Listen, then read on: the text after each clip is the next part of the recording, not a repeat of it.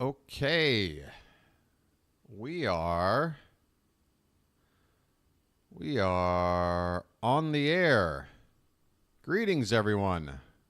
Wherever you are, whenever you are, and welcome to live coverage of Orioles baseball, where this afternoon the Baltimore Orioles will be taking on the Los Angeles Angels in the final game, the rubber game of a 3-game series at Anaheim Stadium. How you doing, everybody? This is Steve, a.k.a. the BirdWatcher, a.k.a. BW or B-Dubs, whatever you want to call me. And I'm so happy you found my channel. It's likely you've just found it because this channel just began a few weeks back at the start of the 2024 season. The objective for me is to cover every Orioles game, doing play-by-play and commentary, in-game coverage, all 162 games of the season, and hopefully more games to come in October. I live way out on the other side of the planet, about as far away from Baltimore as you can possibly get without leaving planet Earth. And I felt like a channel was needed for people like me that might not have access to Orioles games. Whether you lived foreign or domestic, you might live just a few miles from the stadium. But for whatever reason, you can't watch the game, you can't listen to the game. Well, you got a place to do it right here on the Orioles BirdWatcher channel. So thanks for finding me. And if you like what you see, think about hitting the like button and maybe think about subscribing as well. We've got over 500 subs already, just 3 weeks and change into the advent of this channel. I'm very excited about it. You might not hear that excitement in my voice at the moment because it is currently 3 a.m. where I am, 2 minutes after 3. But don't worry, your boy here has got a hot cup of coffee. It's going to help him get through at least the first few innings. But we've got first pitch coming up in only 5 minutes, according to the 3:07 start time I see in front of me. So without further ado, let's take a look at the starting pitchers and starting lineups while I get this game up in front of me here.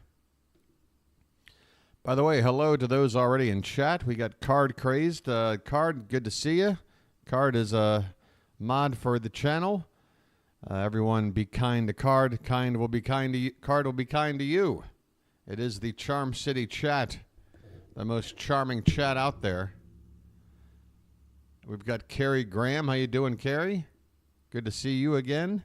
JR's back. How you doing, JR? Aaron joining us. How you doing there, Aaron? And Narniak is back in the house. Good to see you, Narniak. All right, people will be pouring in as the day goes on. Of course, games like this, getaway games, middle of the day on an afternoon. I don't know what sort of crowd is going to show up here today, but we're going to have fun. We're going to try to bounce back from that loss yesterday. Grayson Rodriguez with a really tough outing. I mean, he really got lit up.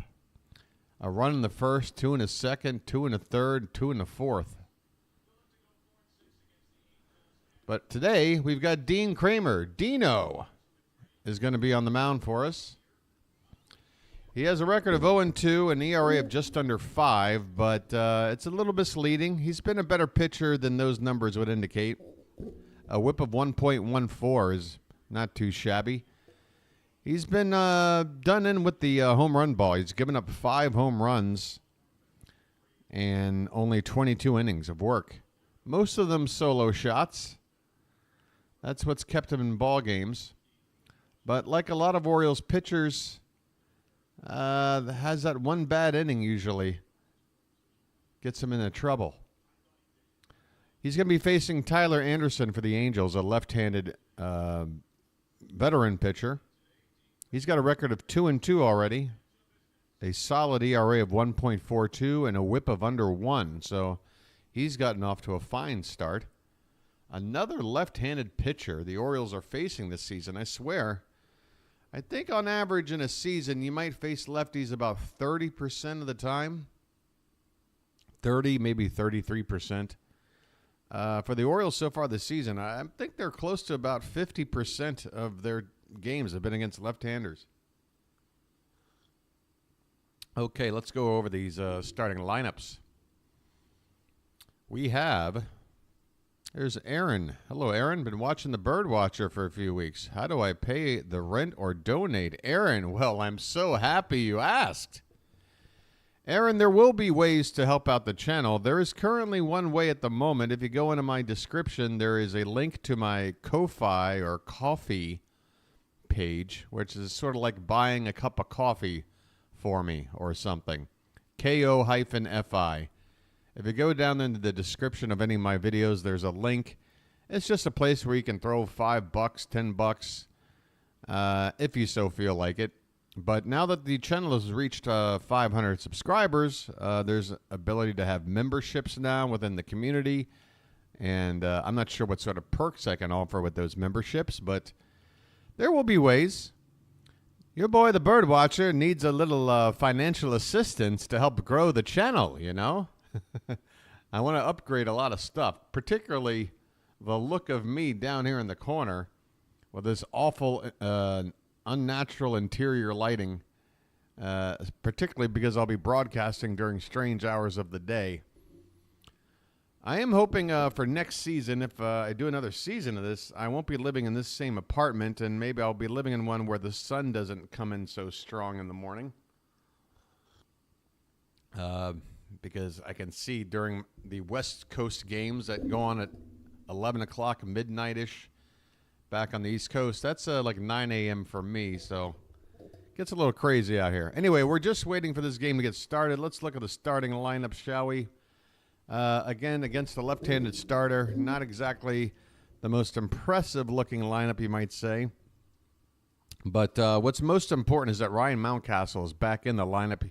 He was day-to-day, but he made a pinch hit appearance last night, stayed in the ball game to finish it out at first base. So he's back in the starting lineup today. Excuse me. Gunnar Henderson, as usual, will lead things off and play short. Adley Rutschman's DHing again. He'll bat second. Ryan Mountcastle at first base. Anthony Santander, your cleanup hitter in right field. Jordan Westberg at third base, batting fifth. Cedric Mullins in center.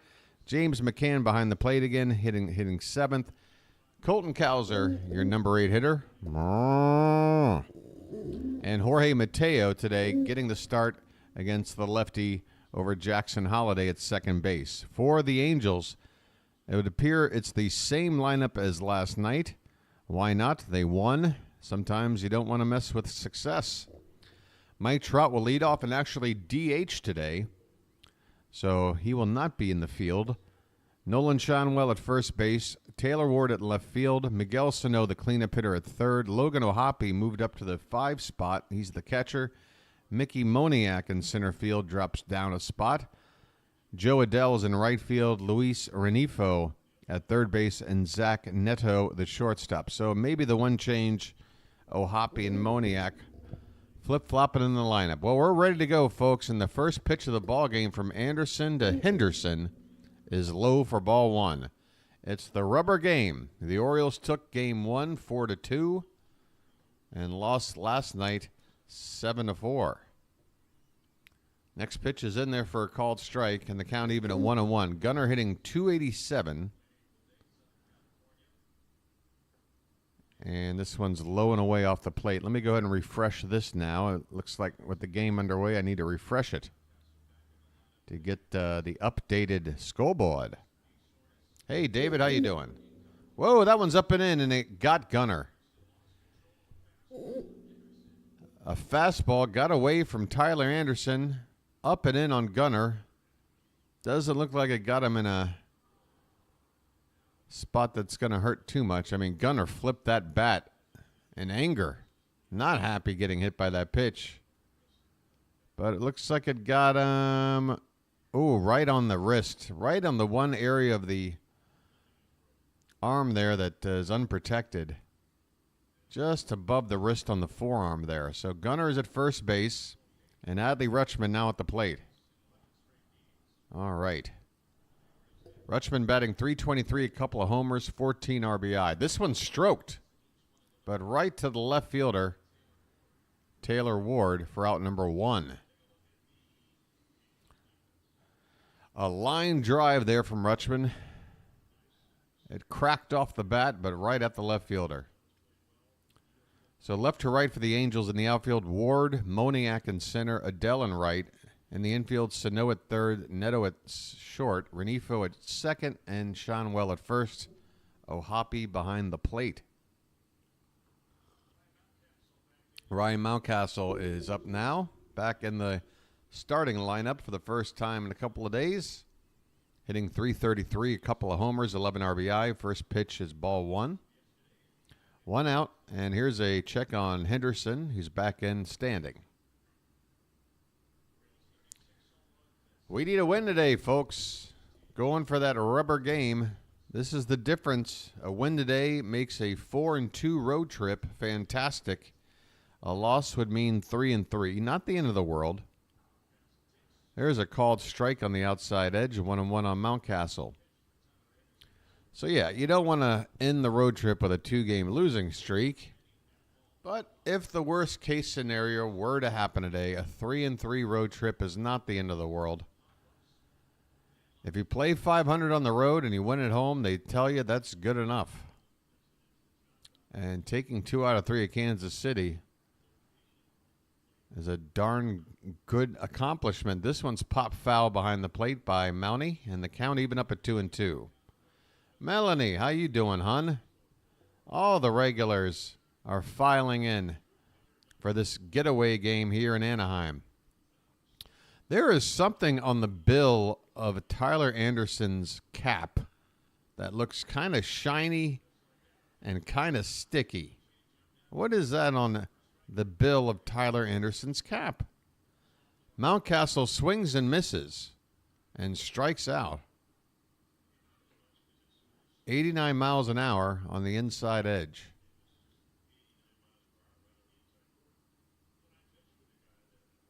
Anderson doesn't throw hard, but he's deceptive and mixes his pitches pretty well. That's how his low velocity is able to get by in the majors. Here's Anthony Santander. First pitch to him is a strike. Santander batting .214. This one's up and away for ball one.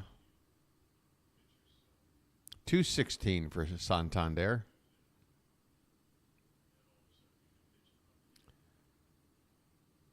Gunnar at first, hit by a pitch, 2 down. And the 1-1 to Tony is upstairs. 2 balls, 1 strike. Hey there, Isaac. Aaron PayPal is sort of the, what do you call it? The middleman for, there's a line drive. Base hit in the left field by Santander. A 2-out single for Tony. Henderson will move up to second. That ball was hit hard and into left field, so Gunnar normally goes first to third on singles, but that's one where even he can't get first to third on. First and second, 2 away, and the batter Jordan Westberg. Yeah, the Ko-Fi is sort of a, it's like a site that's dedicated for, accepting donations. It's a donation accepting sort of website, and then the money that is collected, then what do you call it? It goes into my PayPal account, and then that's how it gets to me. So it gets through PayPal one way or the other. Yeah, Ko-Fi. It's in the Melanie. It's in my description.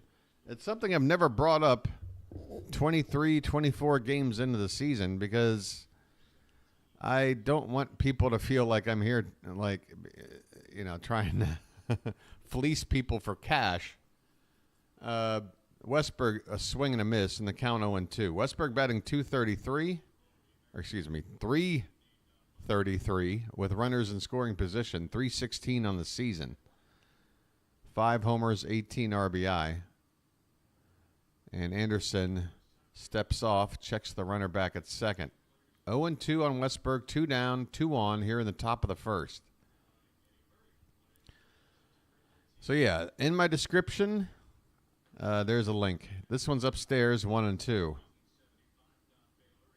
I've actually already had David in France. David in France, do you mind if I call you out in the middle of the ballgame? David in France has already made a donation through that very website. So you know it works. Swing and a miss. Swing and a miss. Westberg strikes out and the inning is over. The Orioles get 2 on, but leave them stranded. We go to the bottom of the first. It's the Orioles nothing and the Angels coming up. Heck, I'll bring it right on up here. You guys can take a look. Again, I feel like it's a bit of a, what do you call it? A bit more of a loose hangout kind of day, right? Because it's, yeah, there's me. You can see I've got my hair done well up. I mean, come on, folks. Who wouldn't want to help this guy? Yeah, that's it right there. I'll just drop the link right in the old, what do you call it? Right? I think it's Ko-Fi/BirdWatcher. But yeah, right there. That's the link. There you go, folks. Don't spend it all in one place. But yeah, now that I've hit 500 subs, there's a new thing unlocked with YouTube that's going to allow for memberships, which is another way where you can donate to the channel, and then maybe I can figure out some sort of perk or something to give back to those who are members.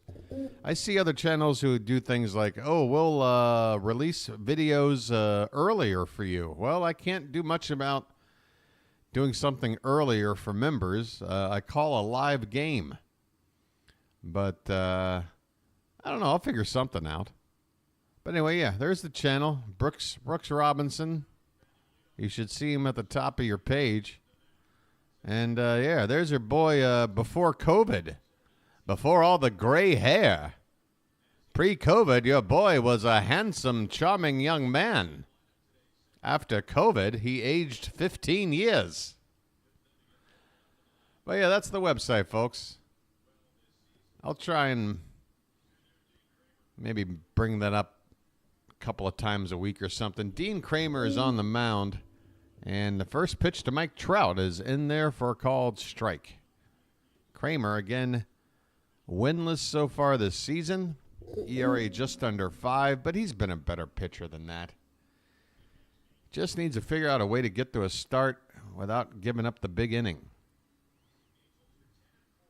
Here's a check swing foul, and the count 0-2 on Trout. Trout hitting .237. He's got a lot of homers. Hit another one last night, leading off the ball game. It's been 4 years since Trout had hit leadoff until last night. This one's upstairs. And the count 1-2. Hope you guys don't mind me sipping on coffee. It's the only way I'm going to get through this. The 1-2 is lifted foul off to the right. God, there's no better sound than a ball coming off a wooden baseball bat. It's my favorite sound in the world. It's a fun fact. Here's a timeout for some reason. Umpire asking for time. Trout back in the box now. 1-2 the count, leading off the bottom of the first. The pitch hit hard and caught it short. My goodness. By the time they'd cut to the opposite view of the infield, that ball was already in Henderson's glove. It was hit so hard. So a rope, a frozen rope by Trout, but Henderson in the right spot. Oof, that ball was hit very hard. Trout retired. Here's Nolan Shanwell. He takes outside for ball 1.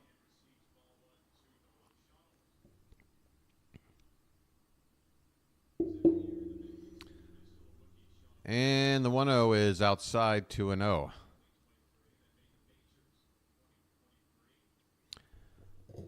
Rob says, oh, how you doing, Rob? By the way, Rob, if I didn't say hi. The 2-0 to Shanwell is swung on and missed. Good location there by Kramer, top of the zone, outside edge. I don't know how to explain it, but the Angels field just looks fake. I don't know. Let me look. Let me take a closer look at this field. What's fake about it? There is a low strike. Nice movement by Kramer. Top of the zone, now bottom of the zone. And the count even up at 2-2 on Shanwell, who's hitting just under 200.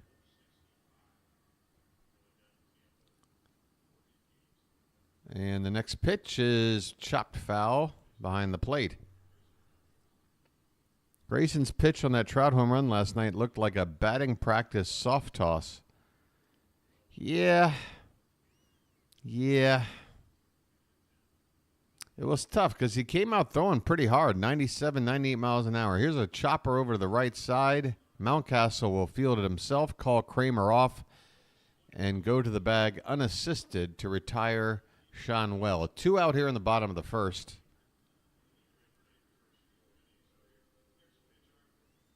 Your Dean Kramer pitch arsenal. Four-seam fastball 30% of the time. Cutter about 27% of the time. The rest of his arsenal, he'll pepper in a curveball and a splitter. This one's up and away for ball 1 to Taylor Ward.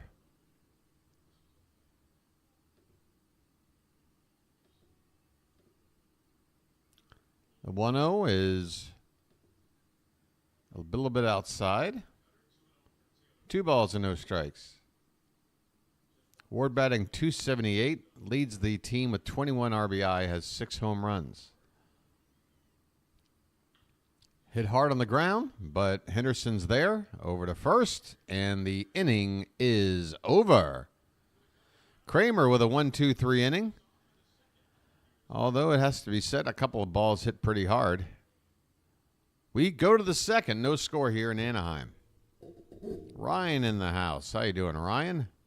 See, Ryan, I'm getting to know you guys so well that, Ryan, I'm pretty sure you got a brand new avatar today. Just something looks a little bit different. Everything's too small for your boy, the BirdWatcher, to even know what I'm looking at. Although I feel like, am I looking at a football logo for Narniac? Is that it kind of looks like that Arabian, I can't remember the name of the club. I don't think that's it. It's a cool looking logo though, whatever it is. Hey, it's Cantankerous Old Fart, everybody. It's my favorite name in all of chat. It makes me feel like I'm hanging with my buddies back in Baltimore. Who doesn't love a cantankerous old fart? Welcome to the game today. Can I call you a cough for short? Rocket League logo. I gotcha. Rocket League. And Morgan Freelance. Morgan Freelance has also entered the chat. Perhaps later we'll have Andy Dufresne. You and your son representing the O's. Again, my vision is so poor. Okay, I can make out 2 faces, and the one on the left has an Orioles shirt on. Okay, that looks good. Looking good. All right, top of the second we go. Cedric Mullins. The Orioles in their last 14 games, they've already got rid of the stat, but basically the offense has been on fire. First pitch to Mullins is low for ball 1.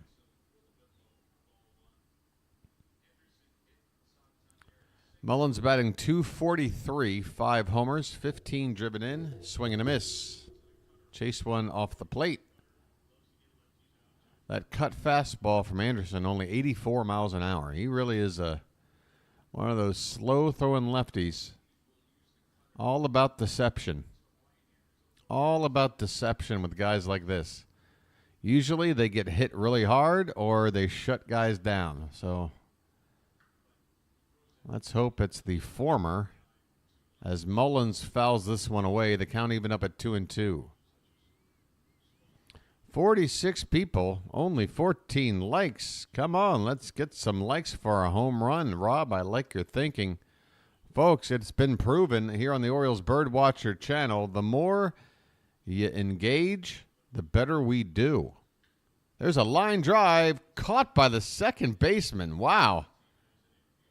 Everybody's hitting the ball hard, but nobody can find any real estate as Renifo catches that hard hit baseball. Mullins retired, one away here in the top of the second. Here's James McCann. By the way, folks, that means Colton Kjerstad is on deck. So since there's a bit of a delay and lag in my stream, even though McCann's batting now, hitting .265, a homer, 5 driven in, the 1-0 pitch to him is a little low, 2-0. Just get those cow emojis ready. We don't need them quite yet, but just have them on standby, folks. The 2-0 to McCann is swung on a miss. He chased what would have been ball 3. It's tough to not press against a soft tosser like this. And he chases again on a pitch low and away in the dirt. So McCann had a 2-0 count, and now the count even at 2-2. And suddenly Anderson is... Okay. Apparently that wasn't anything. Anderson went to grab his non-throwing arm, upper arm there, but he seems to be okay. Breaking ball fouled back, and the count still 2-2 on McCann. Isaac already getting ready. David already getting ready. Kjerstad's hitting 8th today, probably just to split the lefties up in the lineup. You got Mullins and Kjerstad both in the bottom half of the order. There's a case to be made that Kjerstad should hit in Mullins' spot and vice versa, but I don't have too much of a problem with it. Here's the 3-2 pitch, chopped to third, and Sano will throw out McCann. 2 down. Okay, folks, now get those cow emojis going. I just wanted to get you prepared. The milkman is coming to the plate. The cow goes. Yeah, folks, if you're watching, just to let you know, likes actually help the channel grow. It's not just a pointless little petty little thing. If you just click that thumb right below your screen that you're watching right now, you're going to help the channel. And folks, if you haven't noticed, people are sort of enjoying things. We want to see the channel grow. Kjerstad takes one low and away. And he had taken the first pitch off the plate as well. So 2-0 on Kjerstad. 3-0. Okay. Ryan, I'm telling you, those cow costumes are getting harder to find in the Baltimore area. Everyone's buying them up. There's somebody out here at Anaheim Stadium in a cow outfit. There's a called strike right on the outside edge on a 3-0 count. The at-bat will continue for Colton Kjerstad. There's ball 4. It had the plate, but a little bit low. Kjerstad draws a 2-out walk. And that'll bring up the number 9 hitter, Jorge Mateo. So if Mateo can't do anything here, we'll have the top of the order due up in the next inning. So that's a big 2-out walk there for Kjerstad. Keep the line moving. First pitch is grounded to third on one bounce. Sano with a quick throw. A little bit wild. Shanwell had to pick it, but he does. And Mateo grounds out 5-3 to end the top of the second. We go to the bottom half of the inning. No score here in Anaheim. How Kjerstad can hit and has a great eye. He's like what Holiday is supposed to be. Yeah, I mean, between Kjerstad and Westberg, I think Westberg, I'm really impressed with Westberg's, he looks like he's been in the league now for a while with his approach to the plate. I love it, and he seems to fit his hitting style for whatever the situation calls for. I mean, if he needs to power up, he powers up. If he needs to dunk one to the opposite field, he knows how to do that. You know, a lot of good two-strike approaches, just leaning out on pitches on the outside part of the plate and just serving it in the opposite field. Just the kind of hitting that you just know when you watch, like, this guy is locked in. Locked in. Hey, Curtis. Curtis, you showed up with about, 2 pitches left in the ball game last night? I am glad you're here now. Yeah, Westburg's amazing right now, and I'm not expecting his, say, last 10 days as a sample size to be the norm. But, yeah, if we're getting anything close to that, I'm wondering if we've underestimated Westburg's power potential. I think, for the most part, people were under the impression at his power peak, he would hit in the neighborhood of 20, maybe 25 homers. But I'm thinking he might be a 30-homer guy. He's hit homers to all fields. And the ball just jumps off his bat. He had that triple, a day or two ago? Where it just jumped off his bat to dead center field. Okay, bottom of the second we go. Miguel Sano at the plate, and the first pitch is a swing and a miss. Sano batting .281, 1 homer, 5 driven in, 1 for 7 in the series. There's another swing and a miss. Sano does strike out a lot. But he has been a bit of a godsend here. A nice pickup for the Angels so far. Solid average and has been unexpectedly good in the field, at least in this series. I guess I can't speak on how well he's been in the field for the season, but against us in 2 games and change, he's looked very sharp.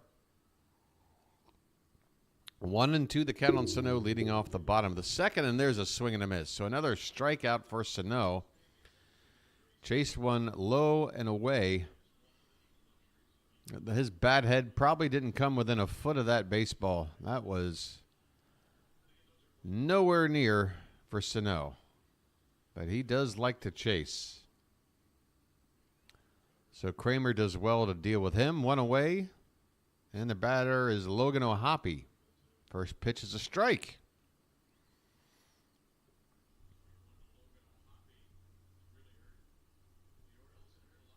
Oh, yes, it is a good morning to me. Currently, it is raining 3s where I am, 3:33 a.m. local time. There is a strike to O'Hoppe in the count 0-2. 1 out, nobody on. Bottom of the second, no score. The final game of a 3-game series tied at a game apiece. This one's off the plate, 1-2. O'Hoppe batting a healthy .329 here in the first few weeks of the season. I guess now we can say 4 weeks. Tomorrow will be 4 weeks since our opening day.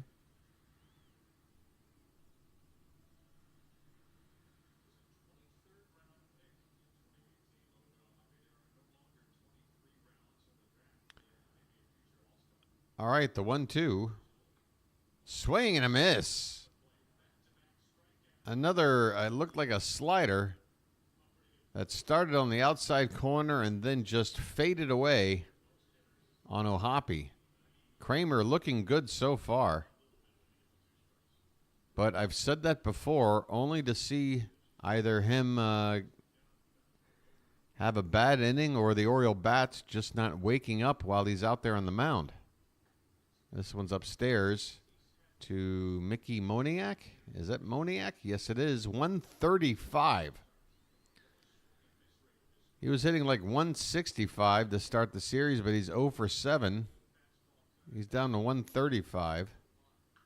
This one's hit hard, but it's to right field, and it's not hit that hard. I got to be better about that. It's my biggest flaw is reading the ball off the bat sometimes. I hear the pop of the bat. I see the angle of the ball, and I go, uh-oh. But that was a routine fly ball to right field. Santander makes the catch, and the inning is over. We head to the third, scoreless in Anaheim. Let's look at the out-of-town scores. I think there's only a couple of games in progress. Actually, one's already finished. The Cardinals beat the Diamondbacks. Diamondbacks absolutely obliterated St. Louis last night. I think the final score was, excuse me, my goodness, a little coffee in the throat there. Yeah, the Diamondbacks, I think, won like 14. I might have the hiccups. Yeah, I think they won like 14-1 last night. And, yeah, the Cardinals bounced back today with a 5-1 win. Meanwhile, the Mets are up 2-0 on the Giants in the bottom of the third. Plenty of games later. Not a full slate, though, on this. Well, it should be a full slate, right? Let's see. Boston and Cleveland later on. Milwaukee, Pittsburgh. Detroit and Tampa. Oakland and the Yankees. Come on, Oakland. Atlanta and the Marlins. White Sox and Twins. Cubs and Astros. Yeah, this is everybody's playing today. It's Wednesday. It's not Thursday. It's Thursday for me right now, but it's still Wednesday. Kansas City, Toronto, and Texas and Seattle. Padres and Rockies. So, yeah, not too much to monitor at the moment. Only one game in progress. Mets ahead 2-0 over the Giants in the bottom of the third. All right, Gunnar Henderson is up. He reached on a hit by pitch his first time, and the first pitch to him is up and away for ball one from Tyler Anderson. Albert Suarez is getting interviewed right now. Here's a swing and a high fly ball, right center field. Backing up is Adele, and that ball hits over the yellow line. That's a home run. Bye-bye, birdie. Gunnar Henderson just clearing that yellow line across the right field wall there. It bounced off that wall just above the line, and it's enough for a home run. Gunnar goes deep again. What is that, 8 home runs now? He is creeping up the leaderboard, and the Orioles are out in front early with the first run of the game. It's 1-0 here in the top of the third. And another home run off a lefty, might I add. Folks, Gunnar went boom. Where's the love? This one's crushed by Rutschman, but it's not going to stay fair. That ball had home run distance down the left field corner. Gunnar Henderson is starting to mash left-handed pitching, and folks, that was his only weakness last season. He was actually, of our regulars in our lineup last year, the worst batting average in the entire team against lefties. And despite that, still rookie of the year type numbers, like had a few MVP votes. So if he can start mashing lefties, look out baseball. This one's low to Rutschman in the count 1-2. Hey there, wins.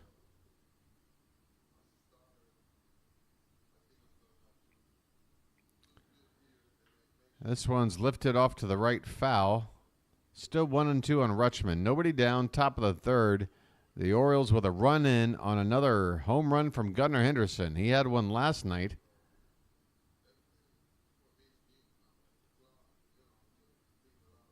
I wish I was able to listen in on this interview with Albert Suarez. This is a soft grounder to short.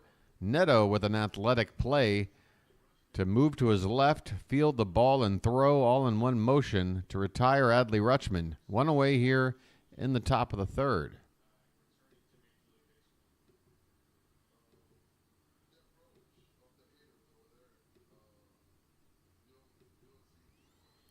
Suarez talking about his time playing in the professional leagues of Korea and Japan.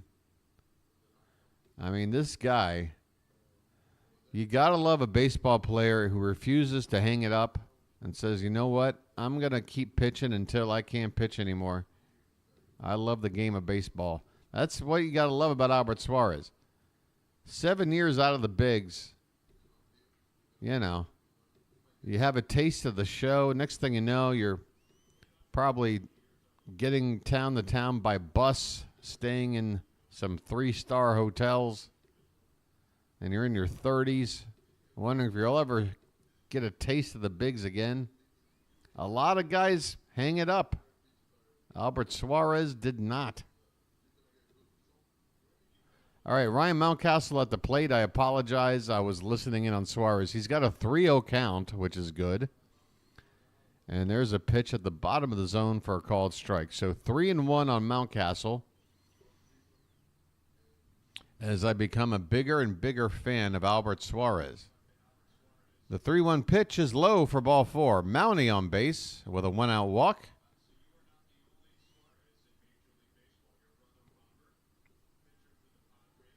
By the way, Albert Suarez has a brother who pitches in baseball, Robert Suarez, for the Padres. So we were talking last night. Was it Narniak saying it was a Suarez Day in Major League Baseball? Well, there's yet another Suarez out there. Here's Santander. Whoa, that pitch is way high. 1-0 the count. A run in, a run on. First base in the form of Mountcastle, and 1 out here in the top of the 3rd.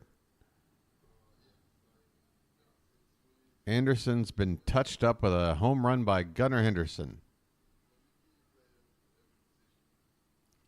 The pitch to Santander, swing and a miss. Boy, Anderson's got 3 speeds, slow, slower, and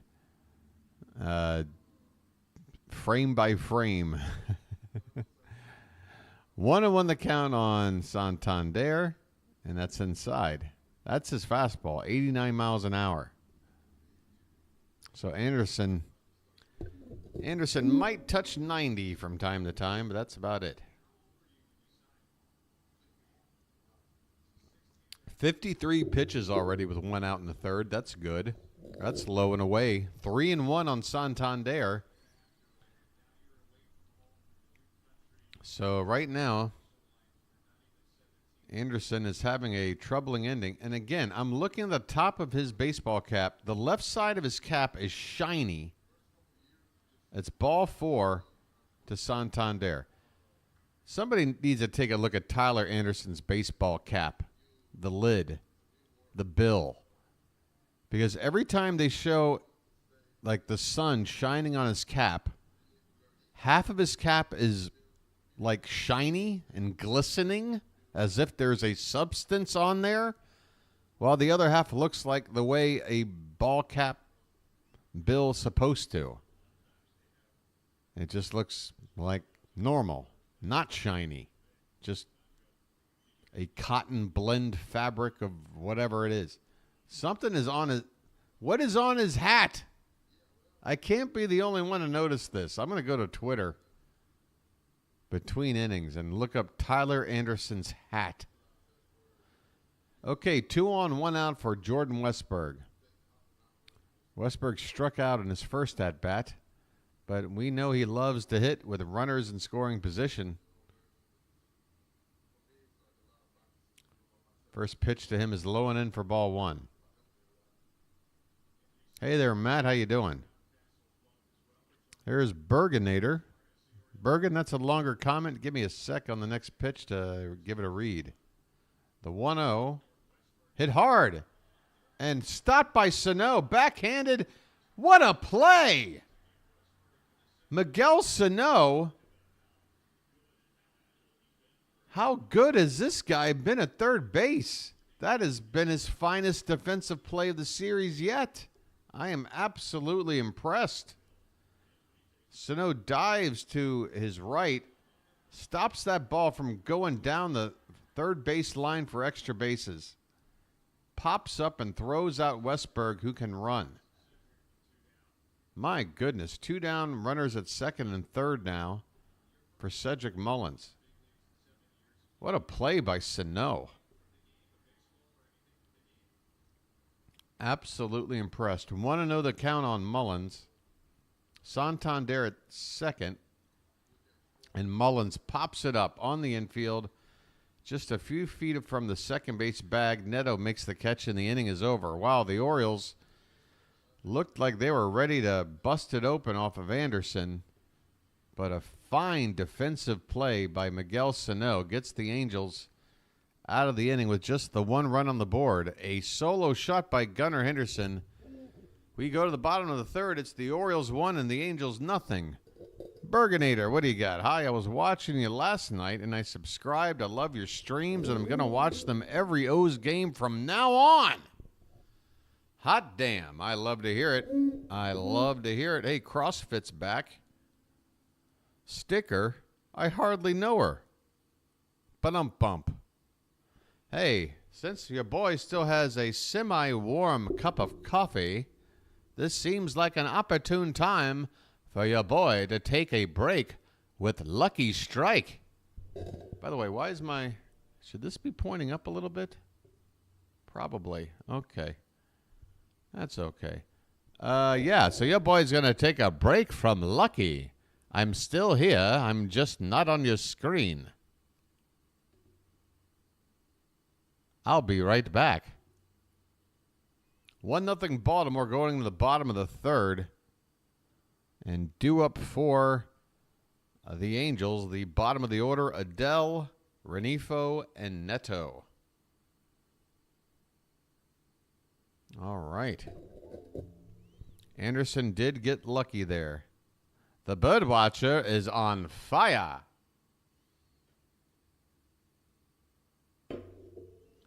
Where are mine accoutrements?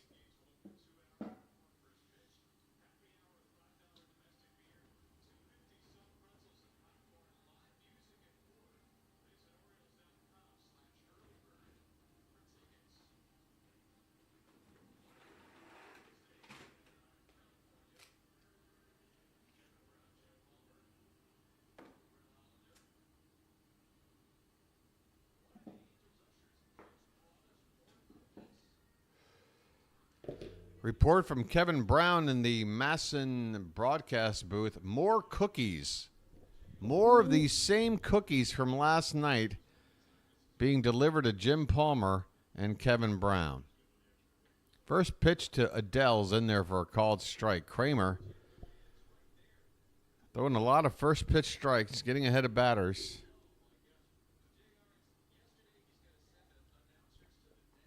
This one's low and away. 1 ball and 1 strike. Adele batting 314. Couple of homers, 6 RBI. So nice stats at the plate. Unfortunately, a bit of a liability on the base paths. He got picked off last night. And that's not the first time this season. The 2-1 pitch. Low and away, 3-1. Oh, I'm sorry. That was a check swing, and they appealed, and they say he went. Unless they give me a replay of that. That felt like a tough call on Adele, but we'll take it. The count is 2-2.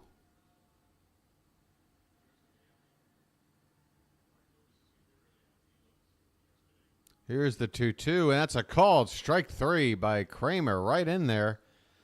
Middle of the plate. Lower half of the zone. Certainly a hittable pitch for Adele, but all he could do was watch. Must have been looking for something else, but I don't know how you don't at least offer and try to protect with 2 strikes. Cutter, 4-seam fastball, splitter, sinker in that 4-pitch sequence. Or no, that's his usage today. So about 70% have been the 4-seamer or the cutter. This one's off the plate outside. 2-0 on Luis Renifo. Batting .297 coming in today. No homers, 6 runs batted in. Here's a swing and a miss.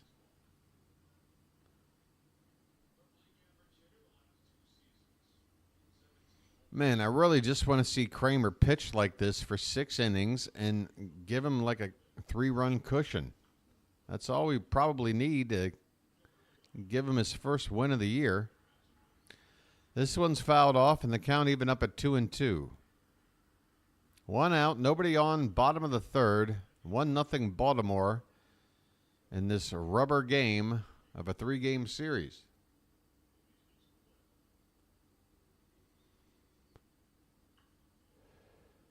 Fouled back.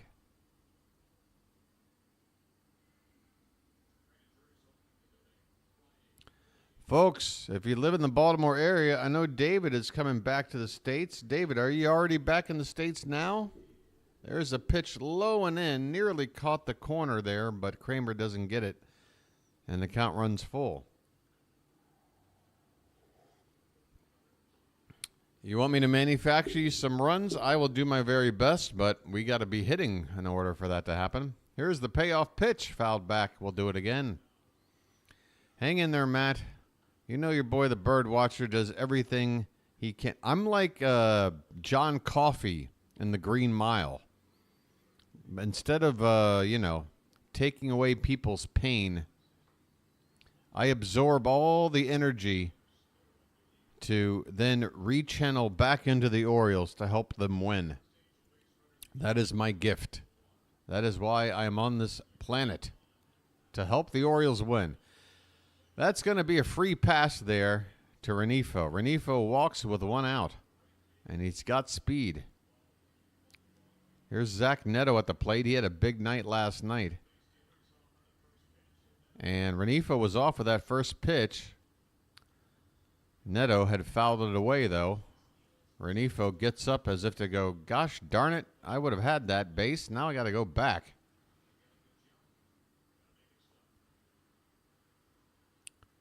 Four for 6 is Neto in the series. Just to let you know that that's not his typical stat line. He's hitting just over 200 on the year. Next pitch, swing and a miss. A splitter. Fell off the table. 0-2 on Neto. 1 out, runner at first, 1-0 Baltimore.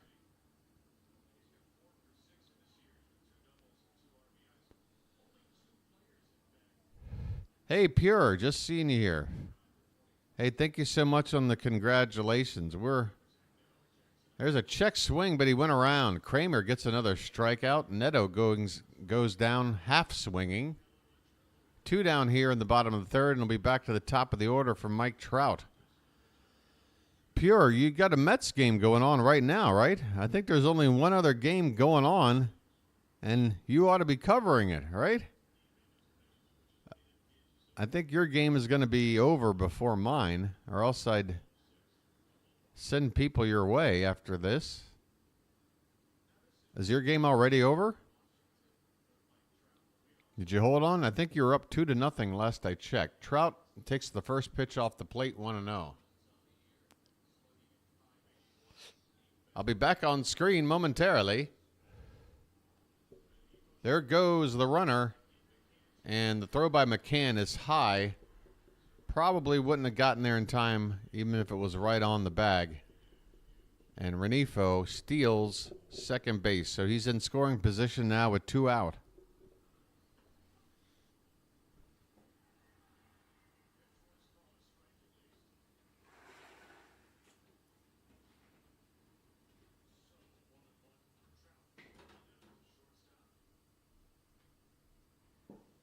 That was already the 7th steal of the season for Renifo. On the steal attempt, Trout took a strike, and now this one's off the plate. The count is 2-1. 2 down, runner at second. And a check on the runner. Renifo back in.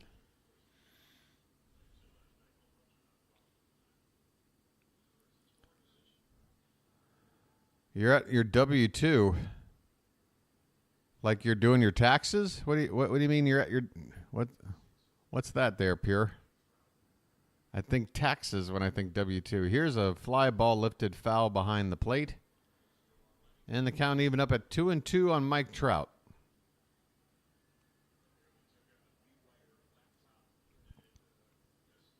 Oh, yeah, I forgot. See, this is the number one thing.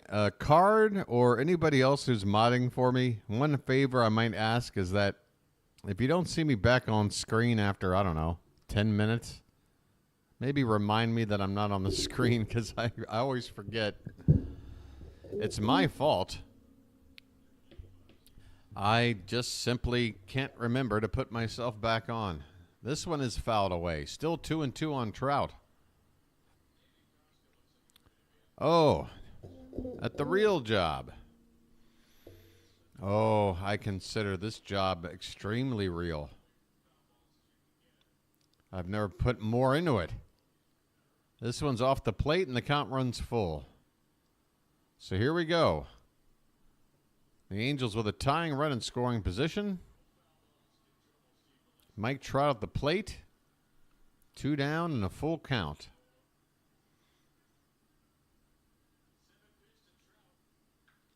Oh, that ball is hit hard off the bat. Mullins backing up, dead center field, and makes the catch about 2 feet in front of the track. Mullins obviously playing deep to begin with. Didn't have far to go, but that ball was hit deep. Stays in the park. Kramer has thrown 3 innings of hitless baseball. We go to the 4th. It's the Orioles 1, the Angels nothing. I mean, come on, Dino. Let's get him some more runs. Seriously.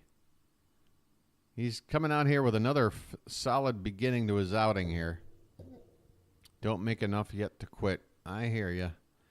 I didn't have the option to quit. I got let go by my job.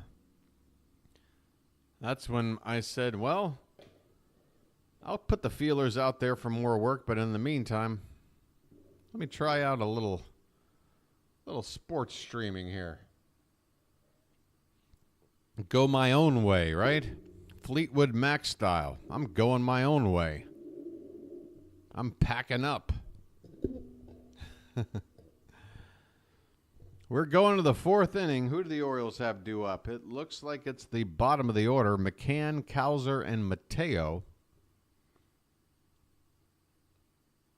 So, Pure, your game is indeed over. I guess I could just look up and... Oh, no, you're top of the 9th. You're shutting out the Giants. Hanging in there. Yeah, the Mets got a winning record at this point, right? They're hanging in there okay.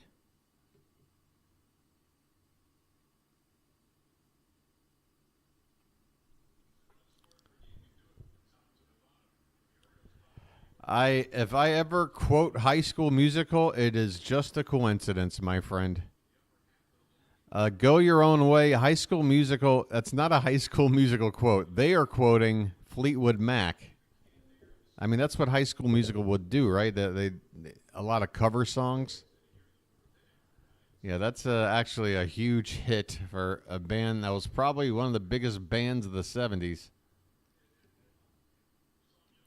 All right, McCann, first pitch to him is a strike, leading off the top of the 4th.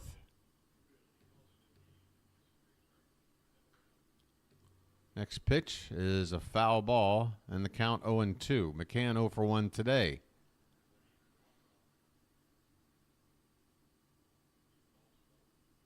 In the 5th. Oh, you're right. Okay, it's 5th inning. Okay. 3-0 Mets in the 5th. Keep it up. 1-2 the count on McCann now.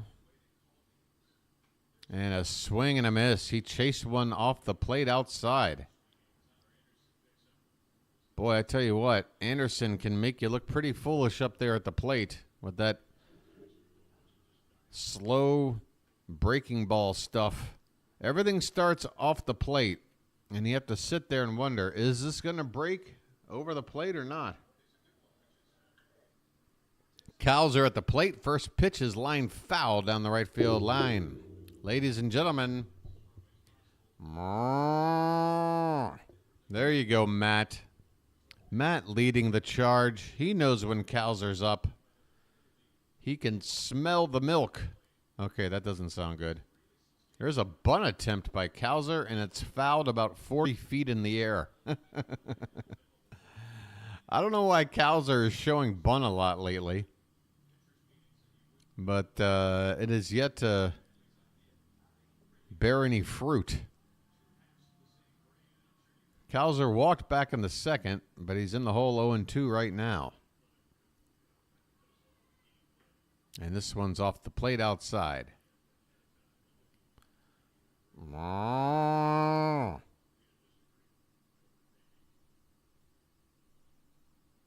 1-2 pitch. Swing and a miss. A cut fastball that broke off the outside. Kjerstad comes up empty. 2 down here in the top of the fourth. And the number 9 hitter, Jorge Mateo.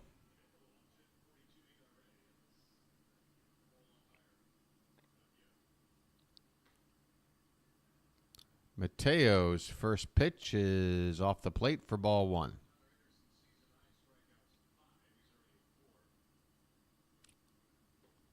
Low and in, ball 2. Anderson already with 4 strikeouts. He hasn't had more than 5 in a start this season, so he's on a pretty good pace in that department. The 2-0 is off the plate outside, 3-0. I tell you, it feels like the best approach is to maybe lay off some pitches early in the count, see if Anderson can get behind. There's a 3-0, hits the top of the zone, count 3-1.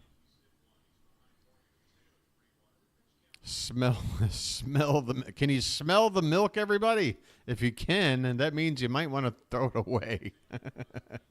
There's a swing and a miss from Mateo, and the count runs full.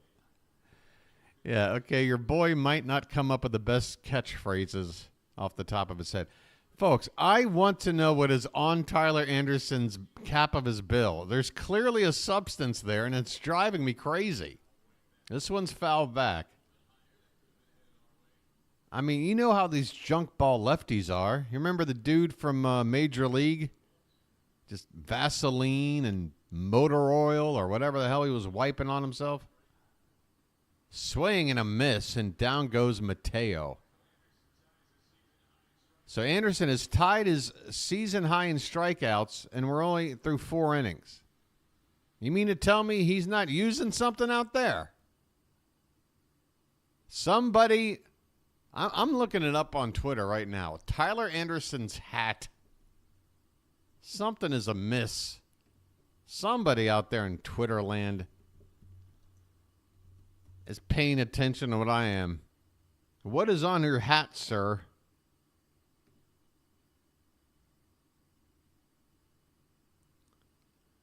Hat tip to Tyler Anderson. No, that's not what we're looking for.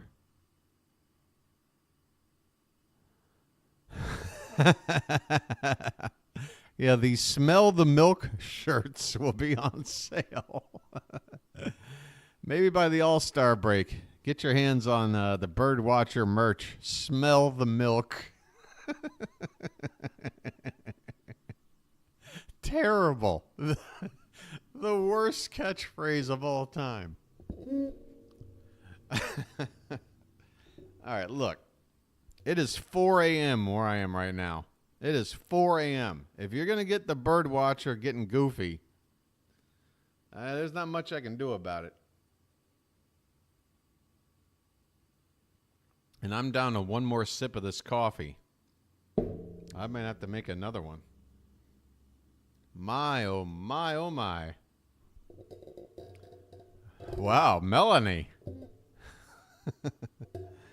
Well, we could have a wet milk shirt contest, I guess. Why not? That sounds terrible, too. Hey, I enjoy dairy, but I don't know. There's a fine line between enjoying it and it going sour on you. Okay, we're going to the bottom of the fourth.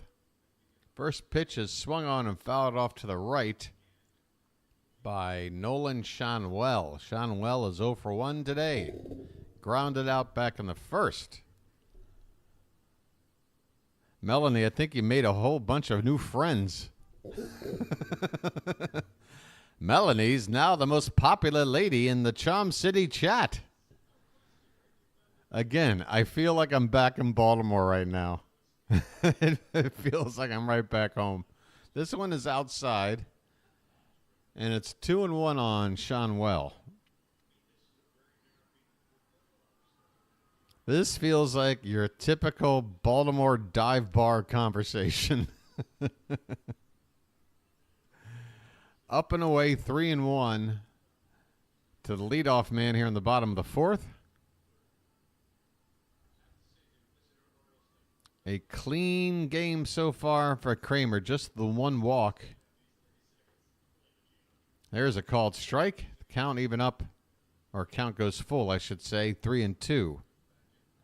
Oh, I know you knew, Melanie. I think we all knew. I think other people knew that I knew that you knew.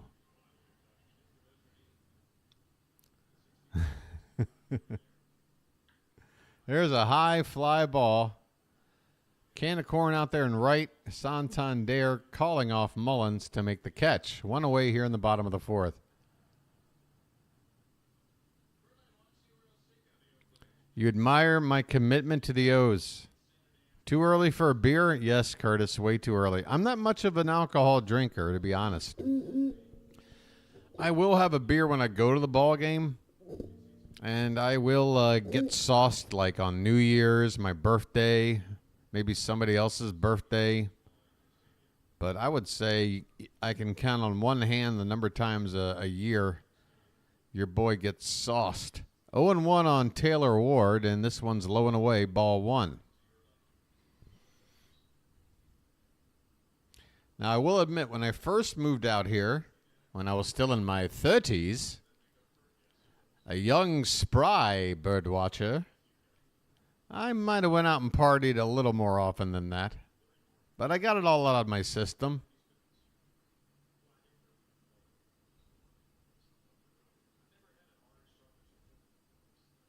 Now it's just an occasional night out of debauchery. 2-1 on Ward. Base is empty. One out. And this one's fouled back. 2-2. And Jesus' birthday. I don't really go out for... I mean, Christmas is recognized over here, but obviously Christianity is not the religion of choice out here. It's more of just something to appease the Westerners that live out here. It does, right? I don't know. Maybe Fells Point might be a little too classy for our Charm City chat. I'm thinking a couple of neighborhoods over. Somewhere a little more seedier. This one's upstairs. 3-2 on Ward. Oh, your boy might need to clear his nose, which I won't want to do on a microphone. So hopefully I can hold it here for the end of the inning and go honk the horn in the bathroom. This one's fouled back. Still 3-2 on Ward.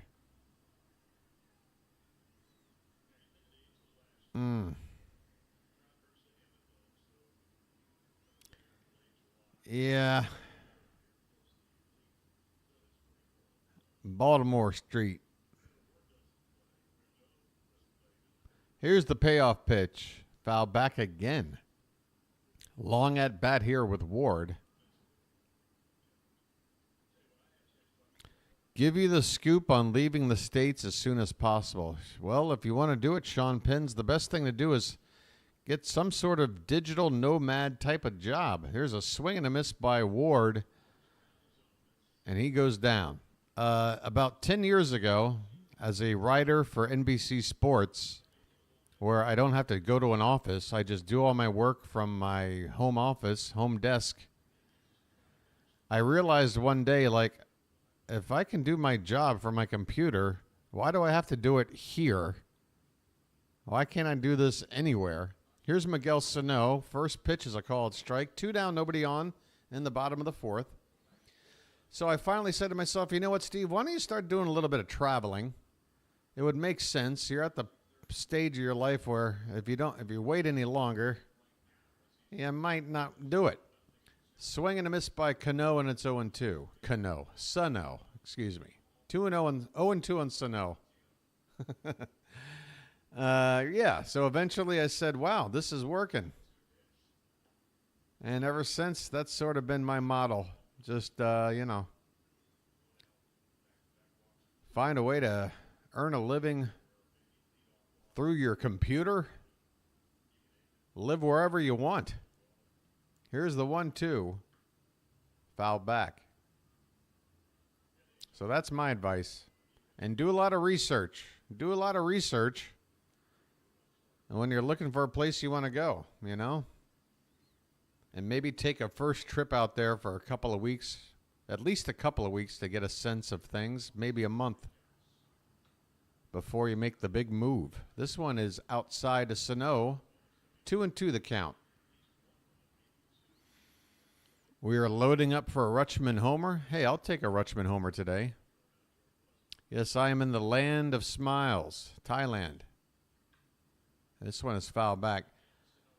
I actually did a lot of European travel. That was how things started. I had one of those midlife crisis sort of get busy living or get busy dying sort of moments. And I said, you know what, with this gig I have, I got the ability to do a little more living.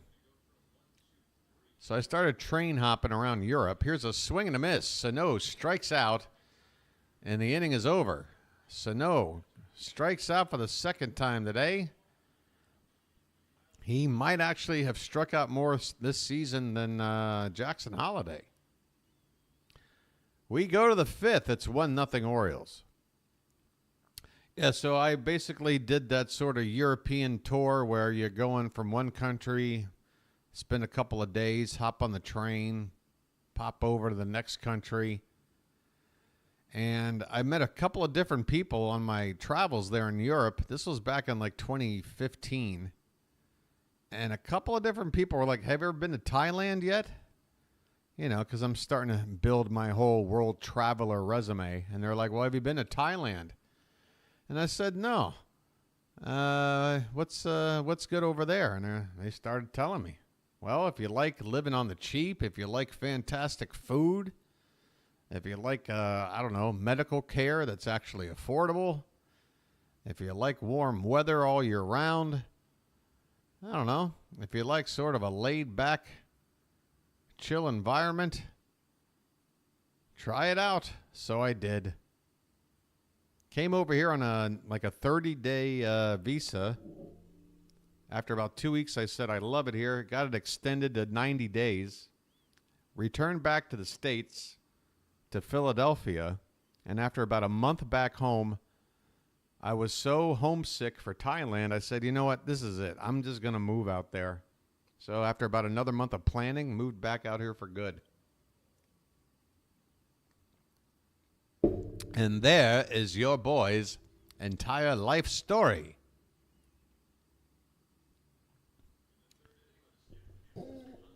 All right, it's the top of the order due up. Gunnar Henderson will lead it off. He homered in his last at bat.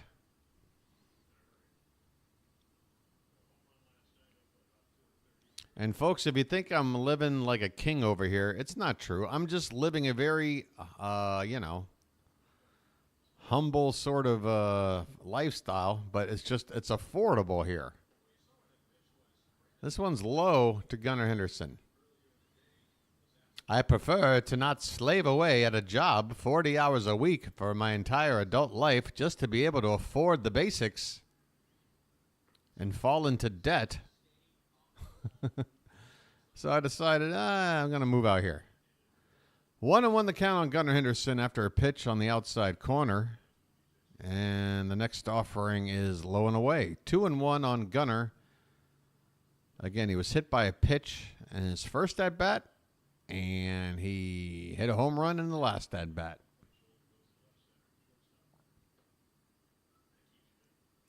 There is a little more to the story, Sean Pins, but I don't want to bore everybody. My medical condition also plays a hand in sort of my permanent move out here. Again, my medical coverage out here is very affordable, and I have a chronic condition that's never going to go away. This one's hit to the opposite field and down. Henderson finds the left field corner. That'll be extra bases.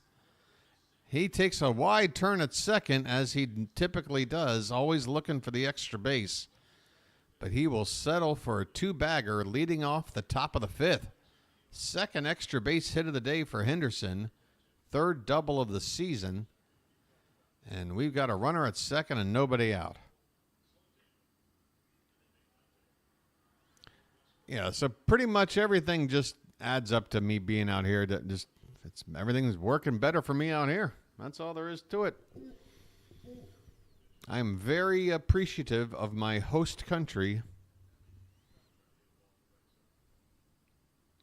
I'll know a little bit of the language. Studied at school for a few years. Unfortunately, the school closed down when COVID came. And a lot of stuff I learned after about 2 years of COVID was forgotten. But I've picked it back up since. 0-1 on Adley Rutschman, as I need to get back into calling the ball game. You got me talking about Thailand too much.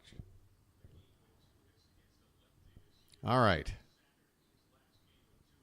0-1 count on Adley. Gunner at second, nobody out. This smells like an inning for runs. That is low for ball one. Yep, just like Matthew McConaughey, I'm just living. Livin.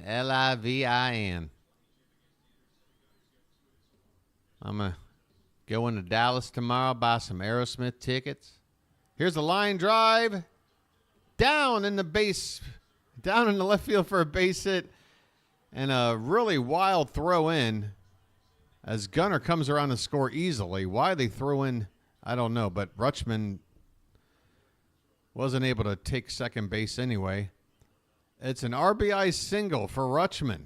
And the Orioles have doubled the lead. It's now 2-0. Adley.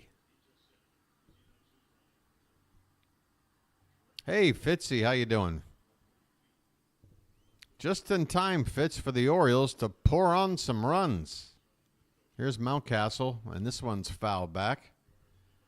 2-0 Orioles now here in the top of the fifth. Rutschman with the RBI single, raising his average to 323. Folks, look at the top three hitters in this lineup. Gunner now at 302, Adley at 323, and then Mountcastle hitting 329.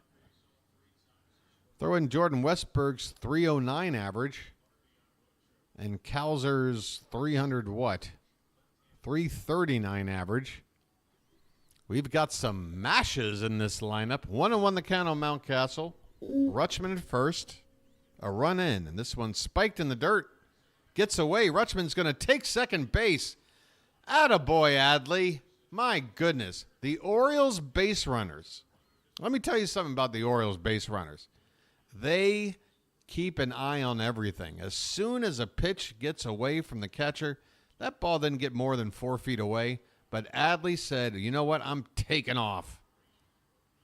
You're going to have to do everything perfect to get me. So wild pitch. Rutschman now in scoring position. The double play no longer in order. And a 2-1 to Mountcastle. Lifted foul off to the right. 2-2. Hey, Fitzy, you got a Red Sox game starting when? If your game is on when my game ends, I'll throw your link in and send people over there. Still not sure how to do that whole raid thing. Oh, Bayo is now on the IL. Ouch. Sorry to hear that, Fitzy. But what can you say? I don't know if there's a major league team out there right now without at least a couple of their pitchers dealing with injuries. The 2-2 to Mountcastle is swung on and missed. Chased one low and away.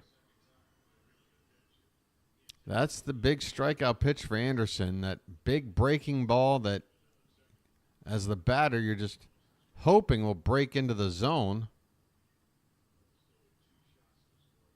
Instead, you wind up whiffing by about half a foot.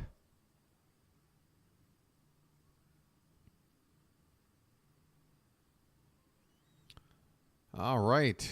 Runner at second, and it's Anderson stepping off the rubber to check the runner back. Anderson's already up to 88 pitches, so this is going to be his last inning. He may not be a hard thrower, but I don't anticipate him going over 100 pitches. There's a called strike to Santander. 1 for 1 so far today. A single back in the first. He also walked back in the third. Howdy. Up and into Tony. 1-1 the count.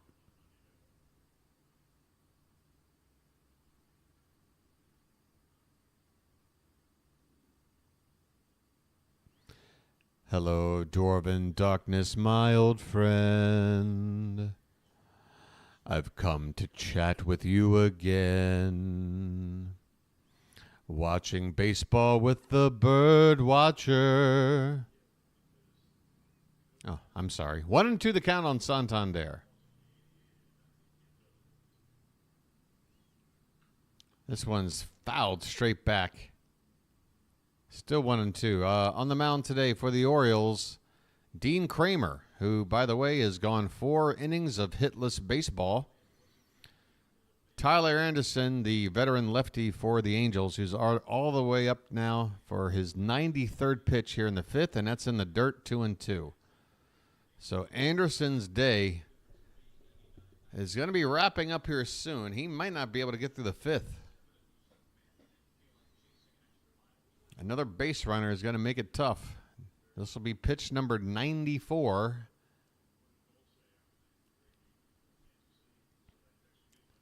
And it's fouled back again. Let's just let this guy's arm fall off. The problem with these soft-tossing lefties is that, you know, their stamina is usually higher than your average thrower. They don't have to throw as hard.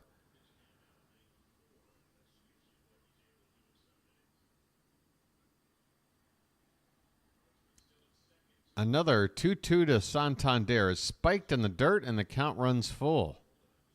O'Hoppe did well to keep that ball in front of him and hold Rutschman at second base. Excuse me. Whoa. All right, now that my coffee is done, I guess I should sip a little water.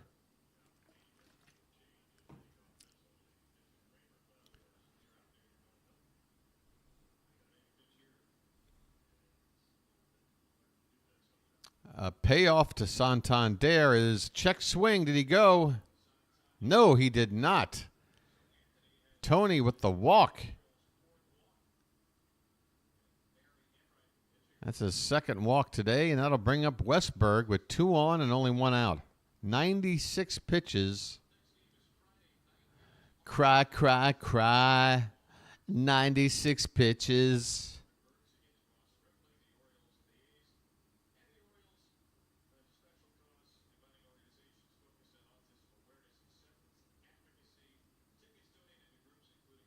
I'm still waiting on word about Tyler Anderson's hat, but he's not going to be in the game for much longer.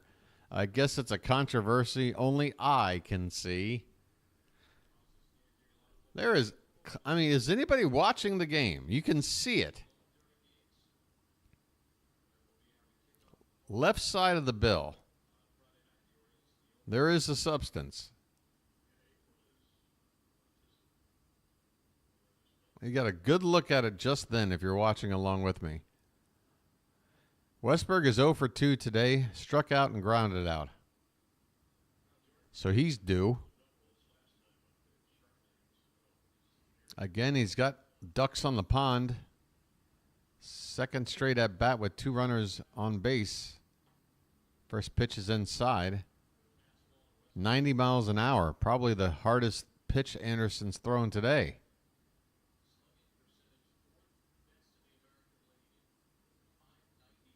Check on the runner.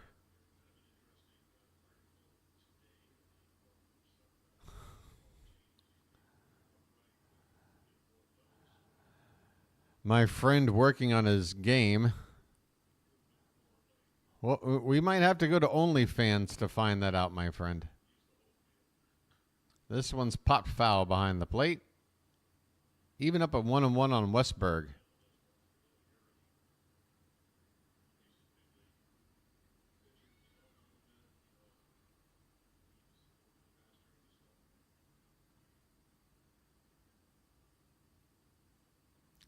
Check on the runner and the pitch. Just off the plate, low and away.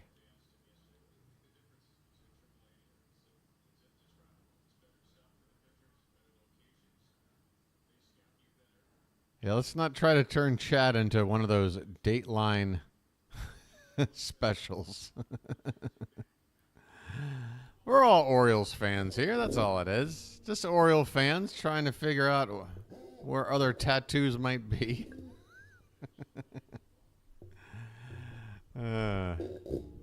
All right, the 3-1 is taken for a called strike. That ball floated in there at 79 miles an hour. Anderson now over 100 pitches with only one out here in the fifth. 2 men on base, only one out. Come on, Westberg. This one's lifted in the air. It's going back. And it's caught up at the wall, left field. My goodness. I'm going to tell you this right now. Westberg pulled a baseball that was all the way on the outside edge. Had he taken the ball where it was pitched, that ball is out of the ballpark. The fact that he almost hit it out, pulling the baseball where it was, is pretty impressive, but unfortunately just short of the wall. And that's out number 2. Here's Cedric Mullins, still 2 men on. And the first pitch is a called strike. I'm telling you, Westberg has got better power than any of us had really known or projected.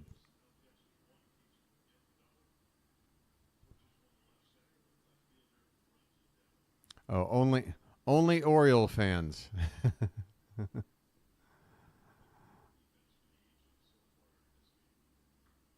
This one's fouled back. 0-2 on Mullins. Boy, you'd hate to have another opportunity to cash in more runs go to waste. A run is in on the Rutschman RBI single. Swing and a miss, and down goes Mullins. So Anderson powering his way through 5 innings of work, well over 100 pitches to do it. 105 to be exact. You have to think his day is over. 7 strikeouts in those 5 innings, but 4 walks and 4 hits. I got to tell you, folks, 4 walks and 4 hits. I would hope to get more than 2 runs out of that. But we've got the 2. Hopefully the Angels bullpen will cough up a couple of more. CrossFit Mullins overall is, kind of just an average hitter. But when it comes to clutch, which is what matters most, Mullins is a great hitter in the clutch. 0 for his last 11. But let's remember, Mullins was hitting under 200 about 2 weeks ago, then got his average all the way up to like 265. He went on an absolute tear. Now he's struggling again. But what matters is the whole season. And look what he's done with the glove, even when he's struggling at the plate. No matter what's going on with Mullins, as long as he's healthy, I want him in the lineup, because he's going to help the team one way or another. Soft tosser can throw 200 pitches. Well, David, show me the last time even Jamie Moyer threw 200 pitches in a game. They might be able to, but I got a feeling that's the end of the day for Tyler Anderson.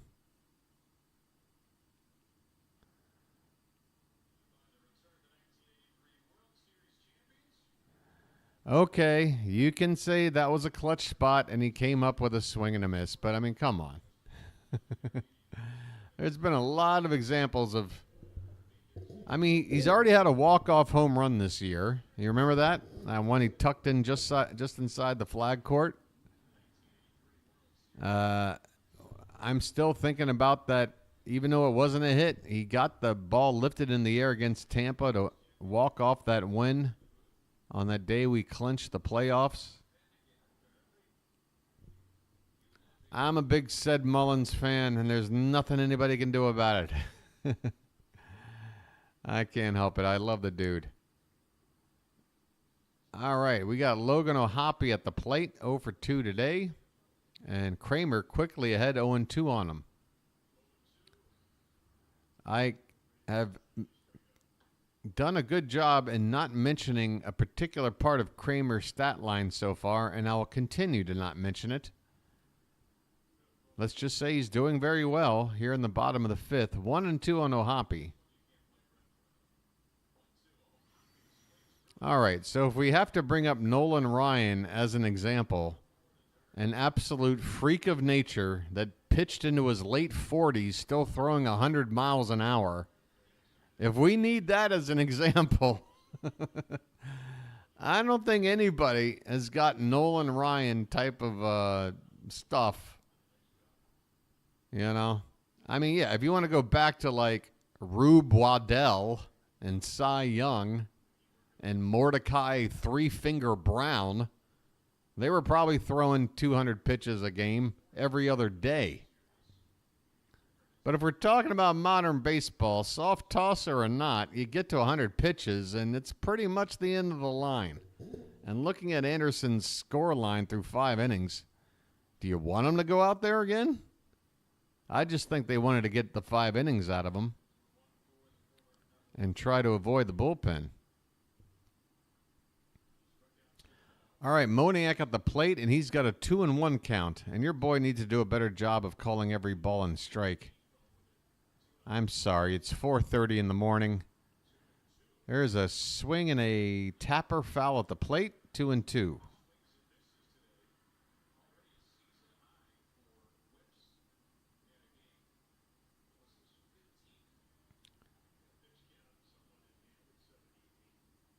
Kramer's 79th pitch of the day is fouled back, and it's still 2-2 on Mickey Moniak. Now batting, Mickey, center fielder, Mickey Moniak. Not quite Mantle, is it? The 2-2. Swing and a miss. 95-mile-an-hour fastball in under the hands of Moniak and Kramer. 8 strikeouts here in 4 2/3. 1 walk. And that's all I'm going to say so far about his scoreline. I don't want to mention much more than that. Although at 80 pitches, it's not like he can go 9 innings.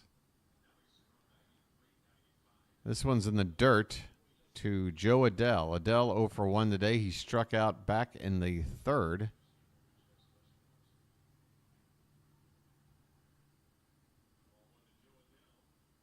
Next pitch. Popped up and will get out of play.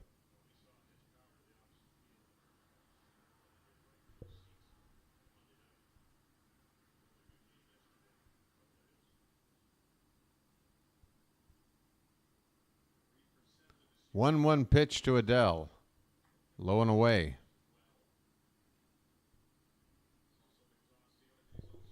Oh, let me get that scoreboard part back up right there. There we go.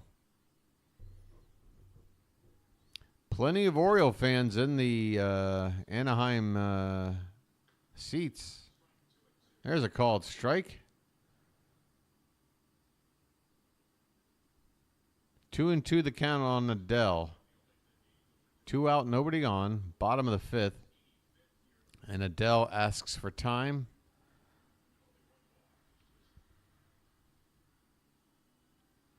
We're still putting out Sounds of Silence lyrics. How about some Mrs. Robinson lyrics? We got Joe DiMaggio in that song. Here's a line drive, base hit in the right field. So Adell has done the thing that nobody else has done yet today, and I can now talk about it. Dean Kramer had gone 4 2/3 hitless innings. That is the first hit of the game given up by Dino. So a round of applause for Kramer.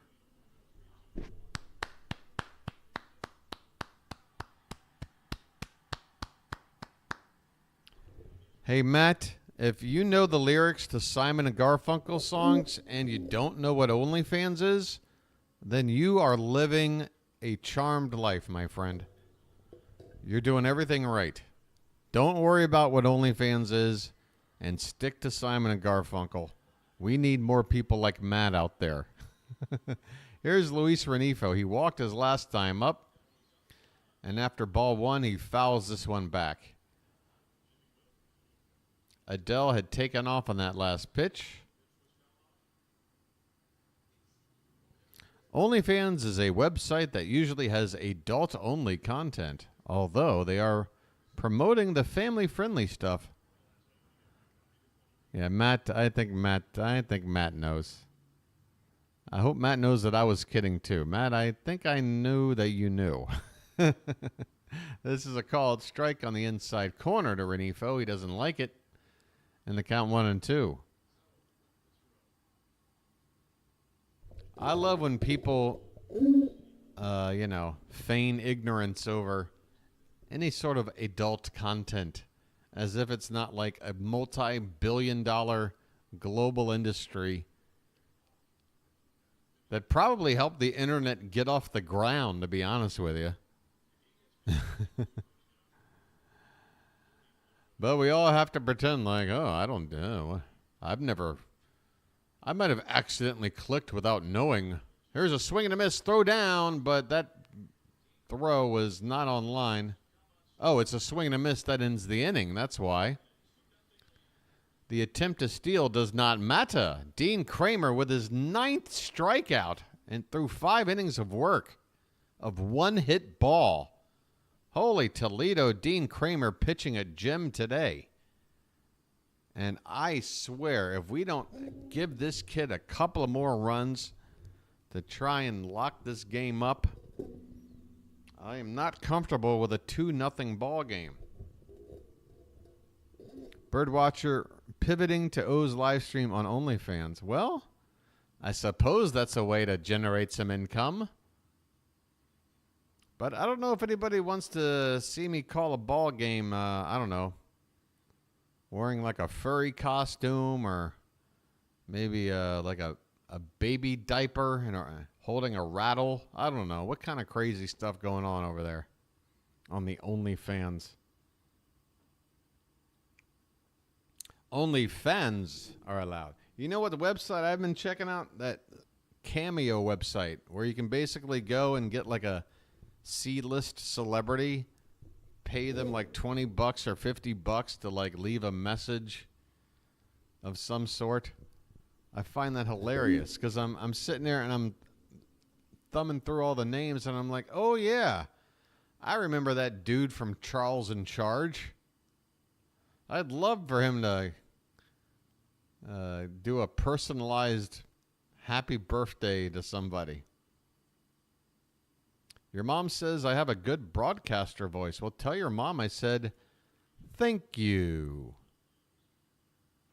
And David, do you know what's amazing? I am using a very budget microphone. I mean, I went out and got a quote-unquote professional microphone, but it is the low end of the line. With a better microphone, yo boy, it might sound even better. Okay, the Angels have made a pitching change. They're sticking with the lefty. And yet another Suarez. Is it Jose Suarez? He was already in this series. He is a thick man. Imagine if Bartolo Colon was a left-hander and you've got Suarez. And the first pitch to James McCann. I tell you what, these Orioles are hard to tell apart sometimes, even though I watch them every day. This is line opposite field, base hit, and it's going to roll between the outfielders. They nearly collide. McCann hustling around and will slide into second with a leadoff double. All right, new pitcher, one pitch. Welcome to the ball game. Leadoff double by McCann.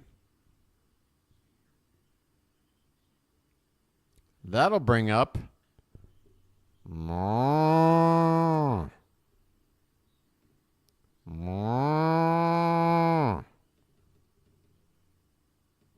Come on, you're due today, Colton. You are due today. First pitch is low. I have the only voice that does not bother dogs or husband. That might be the highest compliment I've ever been paid. This one's in the dirt, 2-0. Kjerstad puts his hand up to tell McCann to stay put.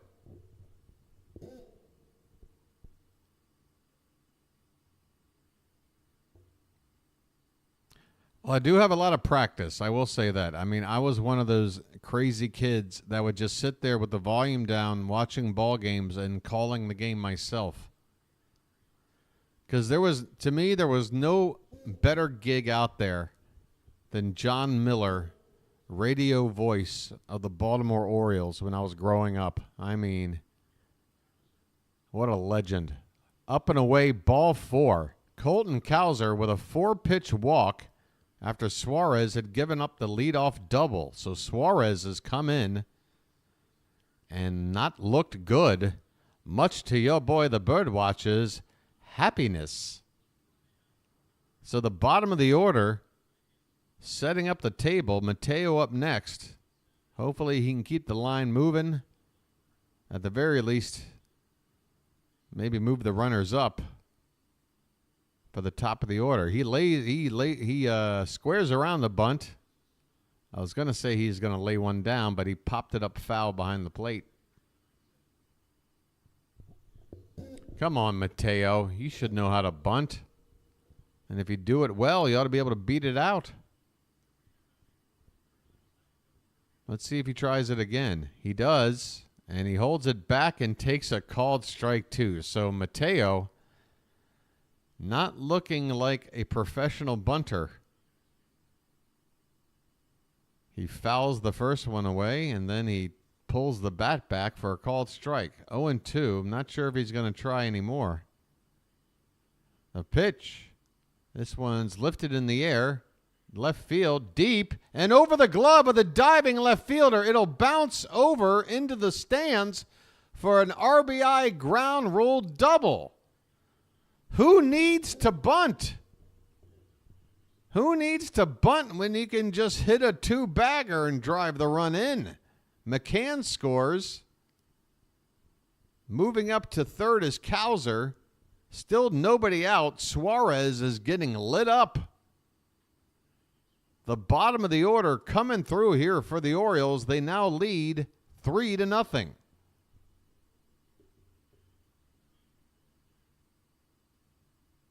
I got to see Nolan Ryan pitch once, obviously for the Rangers, at Old Memorial Stadium. I honestly can't even remember the outcome of that game. I just remember being absolutely, feeling like a 11-year-old boy of wonder like I was. So we've got second and third, still nobody out, a run in. The Orioles are in a position here to bust this game open as Suarez has been completely ineffective since being brought into this game. 3 batters, and maybe Ron Washington. Well, with Gunnar up, another lefty. Infield is drawn in. So that increases Gunnar's chances of a hit here. Just got to get it through that infield. First pitch is low for ball 1. Henderson 2 for 2 already. Also hit by a pitch. He's got a homer and a double. This one's lined into right field, or center field, just to the right of center. A base hit. Kjerstad scores. And here comes Mateo right behind. It's a 2-run single for Gunnar Henderson, who is now a triple shy of the cycle. The Orioles now lead 5-0. This is the sort of ball game your boy the BirdWatcher doesn't mind calling at 4:45 in the morning. Henderson 3 for 3. His average is now up to 309. I mean, homers, RBIs, average, all of it is up. We are now into MVP type numbers for Gunnar here in the month of April. Imagine if he can put up the numbers all season long. He will be in the conversation, folks. And now a check on Gunnar with Adley at the plate. And again, Suarez still out there. I guess the Angels just decided either he's going to get us some outs or we're going to lose the game, because Suarez is just getting lit up. I want to personally thank Ron Washington for keeping Suarez out here after 3 batters when he didn't need to. The 0-2 to Rutschman. Line drive, base hit right field. And Henderson motors all the way over to third. That ball was hit hard to the right side. A lot of people would not go to third base on that hit, but Gunnar does. Doesn't even draw a throw. It's the classic Rutschman single moving Gunnar first to third, and the line keeps on a-moving. Matt's been with me since the first game. Thank you so much, Matt. Folks, I appreciate the loyalty that is showing itself as you guys continue to return every game. So what do you say we all, throw our hand together into a circle and go, let's build this channel up together. Folks, find a friend. Find a buddy. Get somebody else in here on the channel. Spread the word. Ryan Mountcastle at the plate. Up and away for ball 1.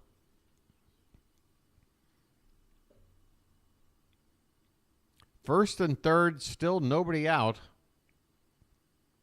The Orioles with 3 runs in. And this one's hit on the ground to third, to second for 1, to first. A 5-4-3 double play, but that'll get a run in. Henderson comes in on a double play ball. The bases are empty now. Mountcastle doesn't get credit for an RBI, but hey, another run on the board to make it 6-0 and make it that much closer to locking this game down. I mean, we needed to give Dino some runs. We gave him the runs.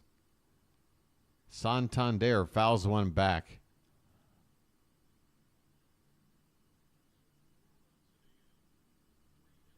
Let's get to 40 likes before the 7th. Well, let's take a look at how things are looking. I mean, when the bats are doing well like right now, I don't want to look at anything. I was just thinking, I haven't even looked at my sub count all day long. Further evidence that your boy, the BirdWatcher, has his priorities in order. Priority number 1, call a good ball game and provide the people watching a fun, interactive experience. Priority number 2, check the sub count. This one is lowing in on Santander. He went straight to ground. He gets up and dusts himself off. It looks like he might have hurt himself. Yeah, it looks like he dragged his right foot. The front of his foot sort of... It was a weird, awkward landing there. Either way, that's going to do it for Suarez. I'm not sure if Santander is being attended to by the trainer or not, but we have a pitching change and a break in the action. Suarez came in and absolutely pooped the bed. He got 2 outs, sure, but he gave up 4 hits and 4 runs in the process, tossing a walk wire at it. My goodness, thank you for your contribution today, Mr. Suarez. Pitching change with 2 down here in the top of the 6th, and I guess that is a natural break in the action for your boy to bring up one more page on his channel. I believe we came in today with 523 subscribers. I'm hoping I see near 530. I don't know. Wow, three subs. Your boy is up. He got up at 2:10 a.m. It's currently 4:51 a.m. Calling you an Orioles game where we're winning. We're winning big. We're kicking butt. And all that for 2 subs. 2.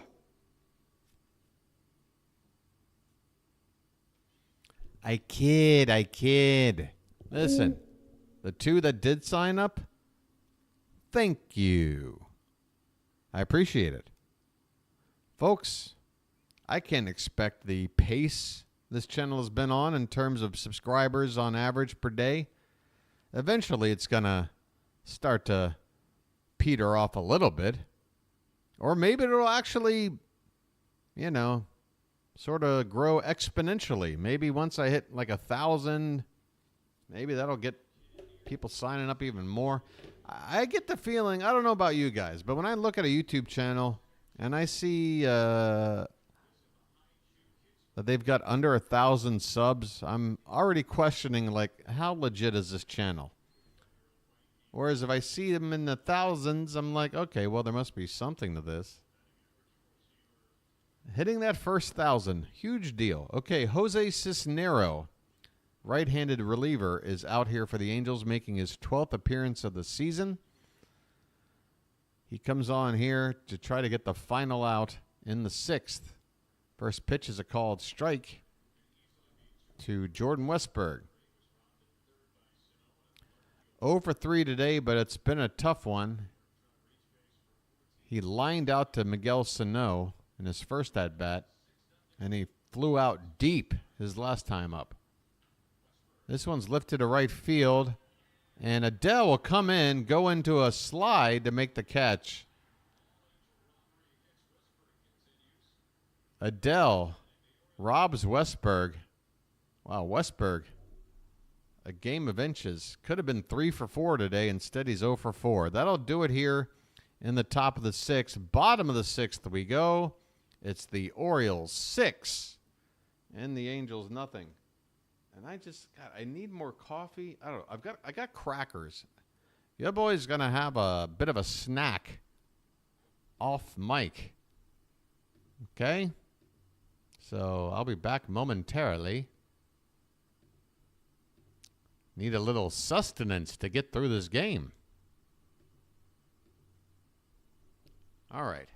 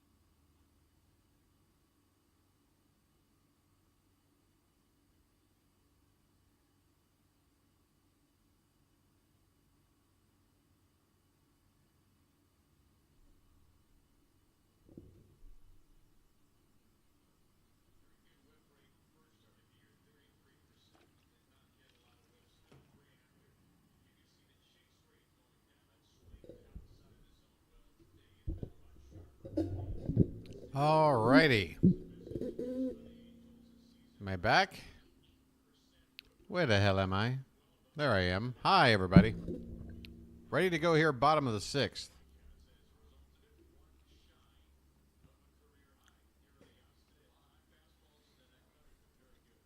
Dean Kramer out for his 6th inning of work. He's been fantastic so far. 1 hit.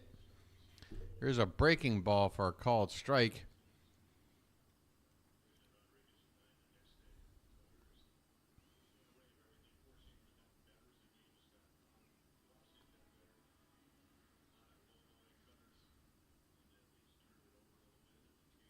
That is true, Card. That is true. But we do have a lot of people watching. 0-2 pitches swung on and missed, and down goes Neto. Dean Kramer has tied his career high double-digit strikeouts. 10 Ks through 5 1/3 for Dean Kramer. Folks, mowing down the Angels. That'll bring up Mike Trout inside for ball one.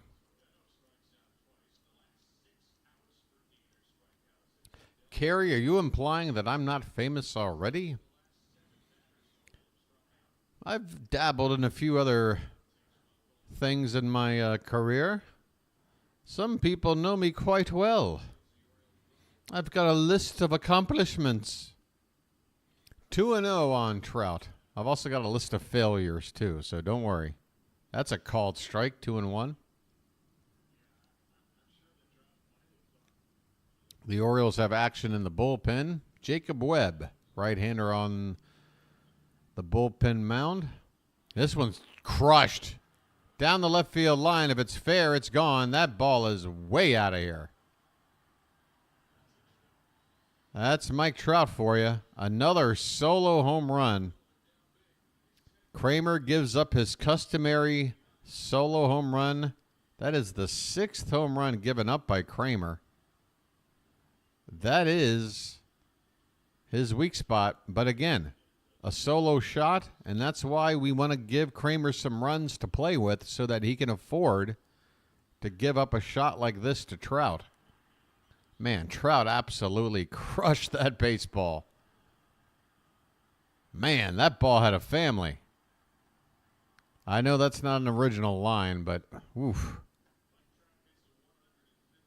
115 miles an hour off the bat. My goodness. How that ball didn't just smash into a million pieces, I don't know. Nolan Shawn at the plate. First pitch is ball one, and the next is a called strike on the bottom outer corner of the zone. Don't you have an Emmy? Oh, yeah. Well, I don't have the Emmy. I don't have the statue. But I was an editor on an Emmy Award-winning documentary. Emmy Award-winning Outstanding Historical Documentary 2001. But that's 24 years ago when your boy was in his early 20s, just starting his career out, already racking up Emmys. By the way, Kramer up to 100 pitches now. So let's see how long he goes. Obviously, that Trout homer should be a bit of a red flag. The 2-2 pitch. This one's hit into center field, a flare shot that'll fall in front of Mullins. And, yep, Brandon Hyde is already out of the dugout before Sean Well can even take off his gloves at first. Hyde has seen enough. They homer from Trout, and now a base hit here from Sean Well. But, hey, Kramer got that 10th K and 1 out in the 6th.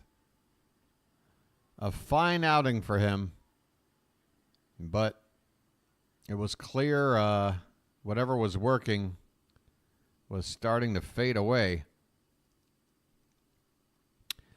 I was thinking when they write articles about this channel and how you get up at all hours to give us the game. Carrie, I'm just crazy. First of all, if you live in Thailand, you're kind of used to crazy hours. Like I said before, I used to write for NBC Sports, and I was covering the English Premier League, their soccer league. So, their hours are off as well. So let's say on Monday night football matches in England, when England has a game at 9 o'clock local, for me, I'm covering that game at like 2 in the morning here. So I'm a little bit used to it. The big issue here is it's April. And in April, there's a lot of afternoon games, a lot of getaway games.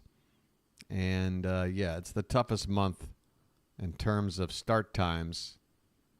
Once we get into normal 7 o'clock starts, most of the time, give or take half an hour. That's fine for me. All right, well, your boy made a career out of covering a game for wankers, David, so, yeah, no. It's the number one sport in the world. What are you going to do about it, buddy? It's too bad, David, because you got the build for it. You would have been a good striker. Or maybe a center back. Got that height. Got that height advantage. Maybe even a keeper. Maybe even a keeper. We go to Jay's game when the Angels come to Toronto.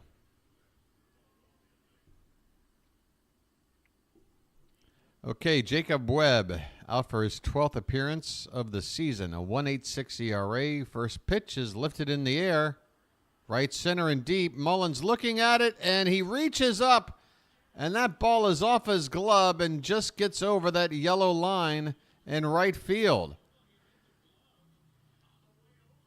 I don't know if the glove helped the ball get over or if it would have gotten over regardless. Either way, one pitch into the outing for Jacob Webb, and he gives up a 2-run homer. Mullins leaps, plants a foot at the wall. Actually, it looks like it had already bounced. It already hit the top of the wall before hitting his glove. So even if he somehow managed to corral that baseball, a replay would have given him maybe a ground rule double. Here's a bunt attempt, but it's foul.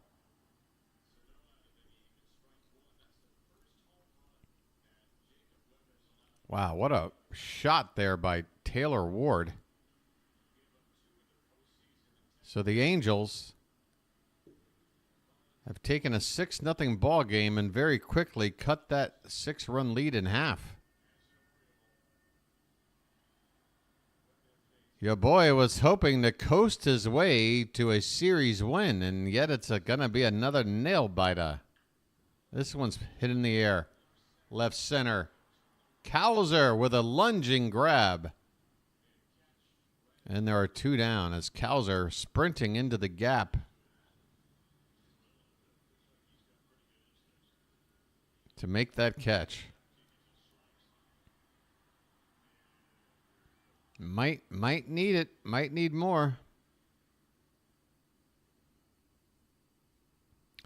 All right, well, apparently that's it for Jacob Webb. 3 ineffective batters in, and they're going to go to the back to the bullpen. Either that or my stream just cut off, one or the other.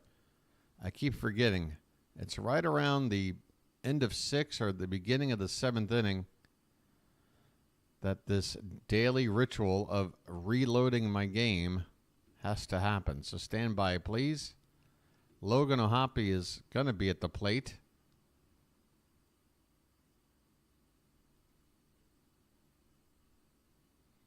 All right. Anytime you're ready.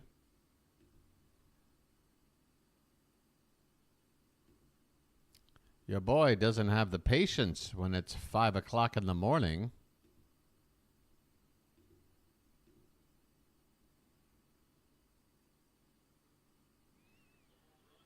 All right, there we go. It's the end of the 6th. Webb got the final out, and I just missed how it happened. I apologize. O'Hoppe struck out for the 3rd time today. 0 for 3. Struck out swinging all 3 times. We go to the late innings. And, yeah, we're on pace to hit the 6 a.m. hour my time. So you'll start to see the sun come up before this game's over. Unless things pick up the pace. Oh, and then what does your boy do? Because, you know, if this game had ended, 5:45 a.m., there's an outside chance I can crawl in the bed with the darkness still in play and maybe get a little more sleep in. But as soon as that sun comes up, it's very hard to go back to bed. In fact, I'm almost in the mood to just make another cup of coffee. I'm fine, folks, because tomorrow is a day off, and then we pick it up with a night game, which for me is like 6 a.m., and I'm fine with a 6 a.m. start time. I normally wake up around that time, so all good to go. Let's take a look. Cedric Mullins will lead it off in the top of the 7th, followed by McCann and Kjerstad. Cisnero was out there to get the final out back in the 6th, with the lefty Mullins and Kjerstad due up 3rd. I don't know if they've got another lefty they want to go to. We'll see what the Angels have in mind. It looks like Cisnero is going to stay out there. That's right, folks. Card Craze just letting you guys know, hey, if you enjoy the content, hit that like button and subscribe. You know any other baseball fans? Hit them up. Hit them up. We talking about NFL draft, Rob? First pitch to Mullins is foul back.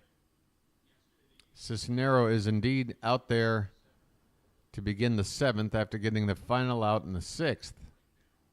Orioles 6, Angels 3 here in the top of the 7th in this rubber game of a 3-game series in Anaheim. Check swing, but it's a strike either way, even though it was a couple inches off the plate. Mullins is down to 234 after his 0 for 3 today. So, yeah, the average is dropping quickly, but I'm not worried. He's a streaky hitter. That's all there is to it. Here's a ground ball to the right side. Shanwell has it, flips to the pitcher covering, and Mullins is retired. So it's an 0 for Mullins.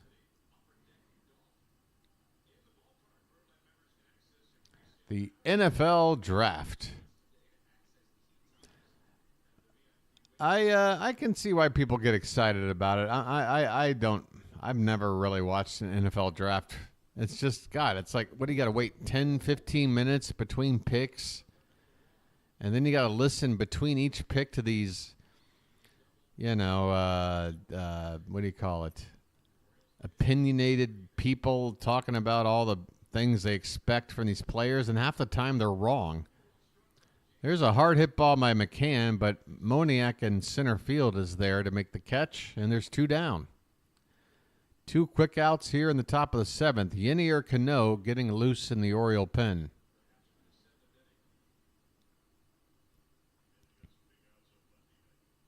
Hopefully we got all the best pitchers we need available.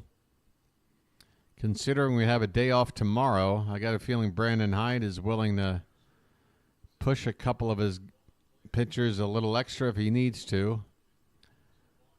This one's low to Colton Kjerstad. Folks.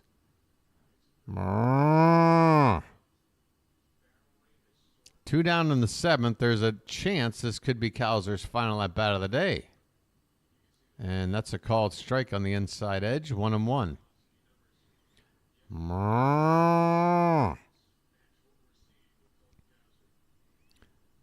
The cow goes. Will I be calling Ravens games? Probably not, Maximus. I am a baseball, I follow the NFL. My NFL knowledge is pretty darn good, but it's nothing like it is with baseball for me. And I don't want to do anything unless I feel like I'm kind of qualified to do it. You know what I mean? 3-1 to Kjerstad. Yeah, is everybody ready to smell the milk? Because we got a 3-1 count. That one's fouled back. Yeah, David checked out. Yeah, that's the other thing. I'm living out here. The NFL, it's basically like a 2-day-a-week sport. And when I was working on the Premier League, following English football, it's just impossible. I wasn't able to follow my Orioles, really. That's why I'm able to follow them so much now, is after that job went away. I'm like, well, if there's one benefit to this, I'm going to start following my Orioles again. And it was just in time at the start of the 2023 season.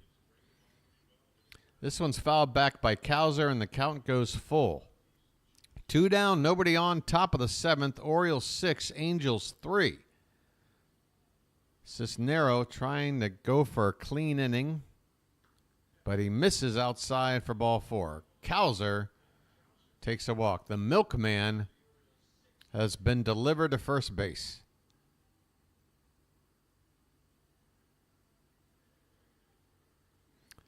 Smell the milk, everybody. Smell that milk.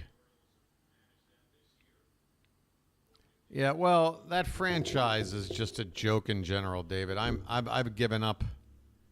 You know, it was one of the toughest things I ever had to do. I had to just sit there one night and just have a discussion with myself and say, you know what? As loyal as you are to your teams, I can't support this team anymore because it's not even about the results on the field. As an entire organization, this team does not make me proud. Here's a ground ball by Mateo. Nice play by Renifo on the run to get Mateo on the infield to win the inning. We go to the 7th inning stretch time. Yeah, I was very happy to hear Dan Snyder was gone, but the damage for me is done. I mean, they took a franchise that from my youth were, you know, one of the best in the league. One of the most respected franchises in all of sports, despite the name. And all I did was sit back and watch this idiot come in and destroy the legacy of the franchise that I once held in the highest regard. Yeah, I'm done with them. I'm done. And it kind of made me lose my love for football in general. I barely check out the Super Bowl anymore. And even that to me is a bit of a ridiculous spectacle at this point. That's why I'm a baseball guy. I like a nice pace of baseball. Not too much flash in your face. Just let the people on the field provide the action. I don't ever need a World Series 7th inning stretch halftime show. You know, I don't need to break up a ball game with a 20-minute Justin Bieber set. You know what I'm saying? But, you know, it's not like I don't like the NFL. The NFL's fun. The NFL is fun. It's just a little obnoxious for my taste. Which is fine. There's a lot of... It's like going to a carnival. You ever go to a carnival or a state fair? It's fun. It's also really obnoxious. All right. Bottom of the 7th we go. Webb is out there. And the first pitch is a swing and a miss. 92-mile-an-hour fastball, top of the zone. Your boy might need one more lucky to get through this ball game. It's Mickey Moniak at the plate. He's 0 for 2. His average now down to 130. Excuse me, low and in.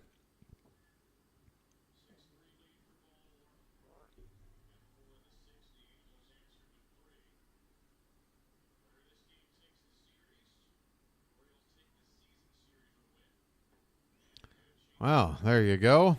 Plenty to digest there. 1-2 the count on Moniak. Fulmer, the righty for the... Is that Michael Fulmer? From the former Tiger? Is it that Fulmer? 2-2 the count on Moniak. That pitch was upstairs.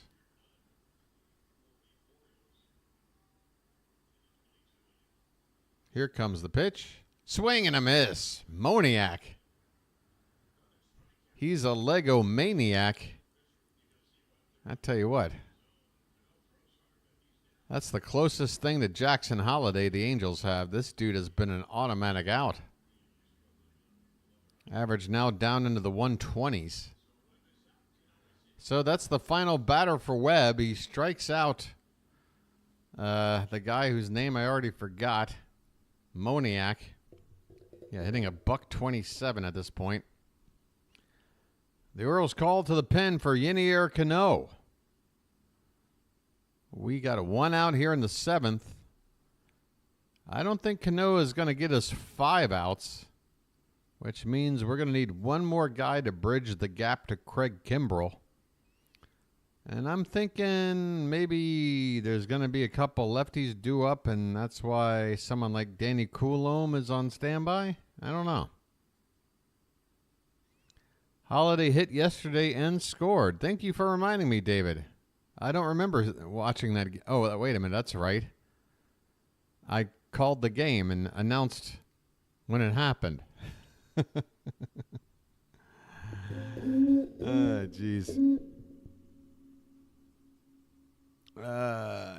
Oh, I would love to have the Washington football team back at RFK. And you don't even have to knock down RFK. I don't know. I've seen some places just get remodeled. I mean, it's been sitting there forever. They could have been slowly remodeling that thing over the years.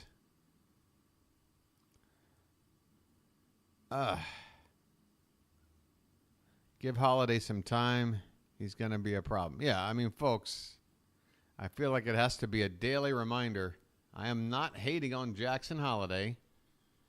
When he got that hit yesterday, I was super excited for him. He also turned a double play by catching a line drive and picking the runner off at first base. That was a nice play. I was saying he was having a good game. I just got to be honest with my assessment. There is a couple, a man and woman, sitting together in the crowd, both wearing full cow outfits. Yeah, and we need Marion Barry back too. Crack mayor for life. Joe Adele is up at the plate. Cano in the ball game. This is his 12th appearance at 2.38 ERA, a record of 2-1. 1-0 pitch is swung on a miss. 96 miles an hour from Cano.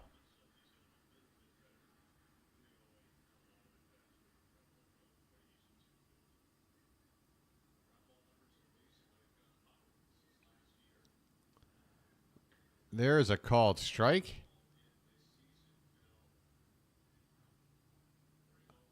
One and two on Adele. And, man, I'm telling you right now, I am starting to... my body's saying go to sleep. There's a swing and a miss. Adele strikes out, flailing on a pitch about a foot off the outside. 2 down here in the bottom of the 7th. And, yeah, once we get to the next half inning, I'm going to have one more lucky. There's just no way of getting around it.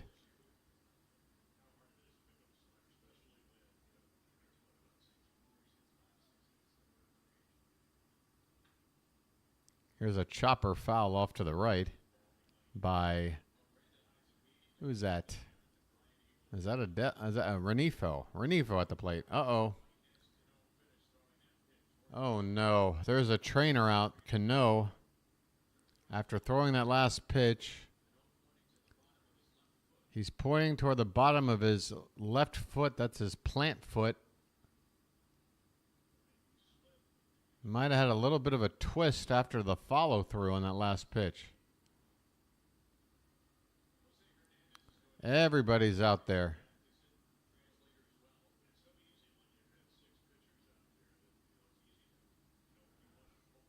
Nervous times here. Well, not even a warm-up toss to see if he's okay. Cano is going to continue on.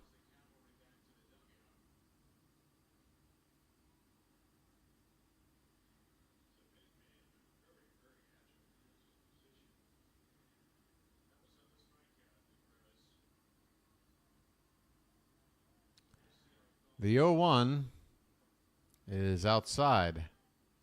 Oh, they'll do a check swing, but it's no swing. So it's a 1-1 count on Renifo. 0 for 1, a walk and a strikeout. This has popped up. Mullins moves about 2 steps to his right to make the catch, and the inning is over. We head to the 8th, folks. It's the Orioles 6, the Angels 3. Let's take a look at the old sub count. Hey, we've made the jump to 5:30. And how fitting, folks, because it's nearly 5:30 in the morning for your boy, the BirdWatcher. So he's going to celebrate sub 5:30 at 5:30 in the morning with a little break. I'll be back soon. Great stuff, guys. Great stuff. Top of the 8th, due up for Baltimore, top of the order. Gunnar again, my God, his 5th time up in the ball game. 3 for 3 after being hit by a pitch to begin the game. He is a triple shy of the cycle. And folks, usually when you're going for a cycle, the last thing that's left is the triple, and it's the hardest thing to get, and it's usually why 99% of the time that one hit you need doesn't come. But if there's one guy I trust to get a triple when he needs one is Gunnar Henderson. All right. Maybe I'll make more coffee. I don't know. Congratulations. What happened? Oh, for hitting 530? Is that it? 530. 530. See the steady climb?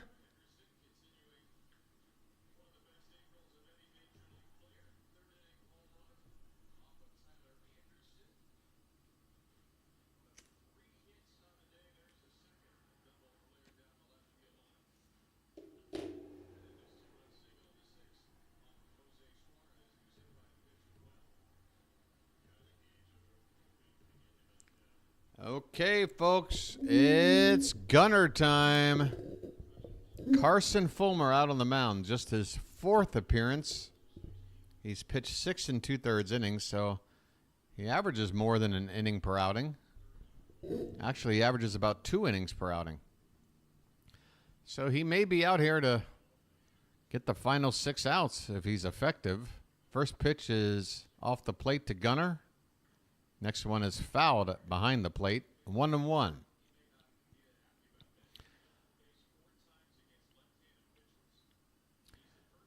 Reaching base 4 times today against the lefty. He's the first Oriole left-handed batter to do that since B.J. Surhoff back in 2000. Here's a swing and a miss. How about that for a stat?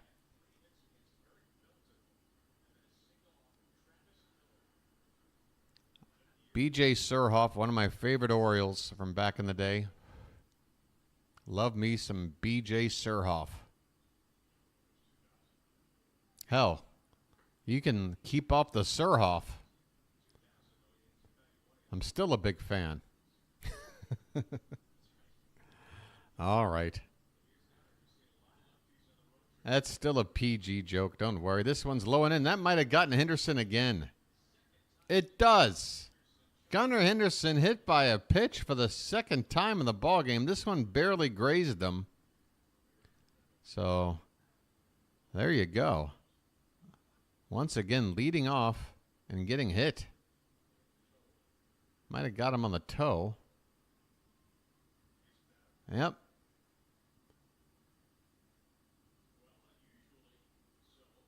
Well, with a 3-run lead, Rutschman takes a called strike, top of the zone. I would expect Gunnar to look for an opportunity to swipe a bag here, up by 3. And there's a check on him. He's back in with a slide.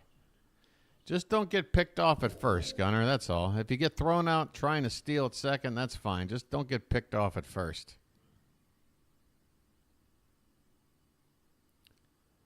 I am the stat man. Rutschman fouls this one back. And the count 0-2. Adley today 2 for 4, a couple of singles and an RBI. Average at 330. That is solid.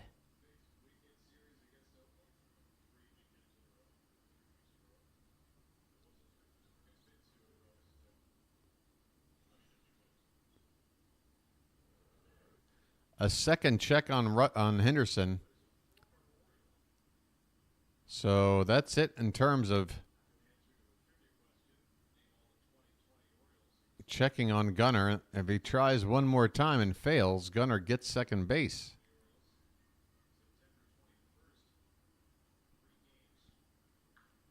That one's drilled. Oh, it's not drilled.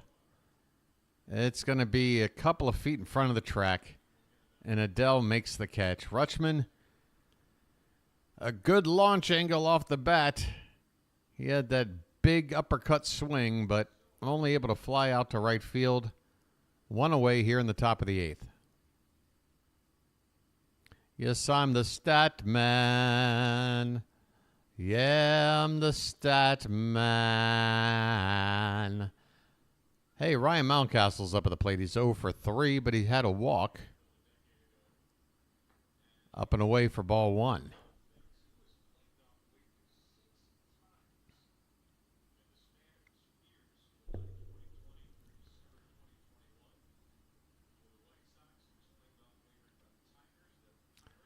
The pitch in there for a called strike. 1-1. Come on, Gunnar. I want you to take off for second base. What are you doing? Steal that bag. Get in the scoring position and get the double play out of order.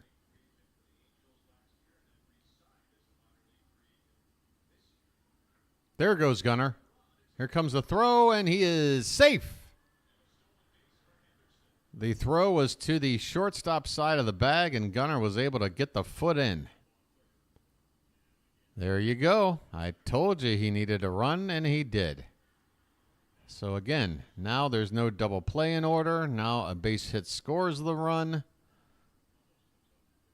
Good stuff. That's Gunnar's 5th stolen base of the season, and here's a chopper foul off to the left. That'll even up the count to 2-2 on Ryan Mountcastle. One away in the top of the 8th. The Orioles up by 3, looking for more.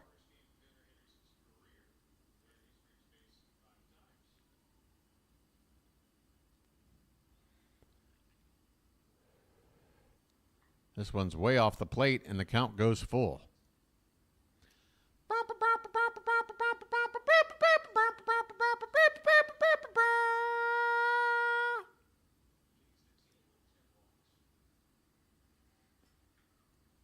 This one's fouled away.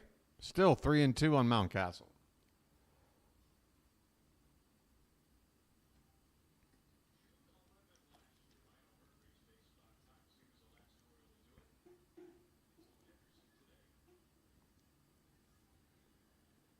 This is the 7th pitch of the at-bat, and it's swung on and missed. A slider from Fulmer. Mountcastle goes down swinging. 2 down here in the 8th.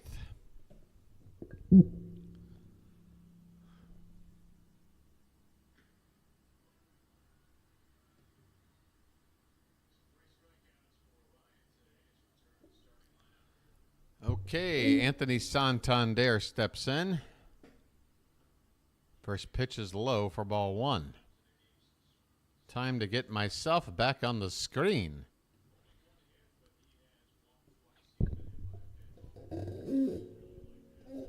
What is this? There we go. All right. That one's off the plate as well. 2-0 the count on Santander.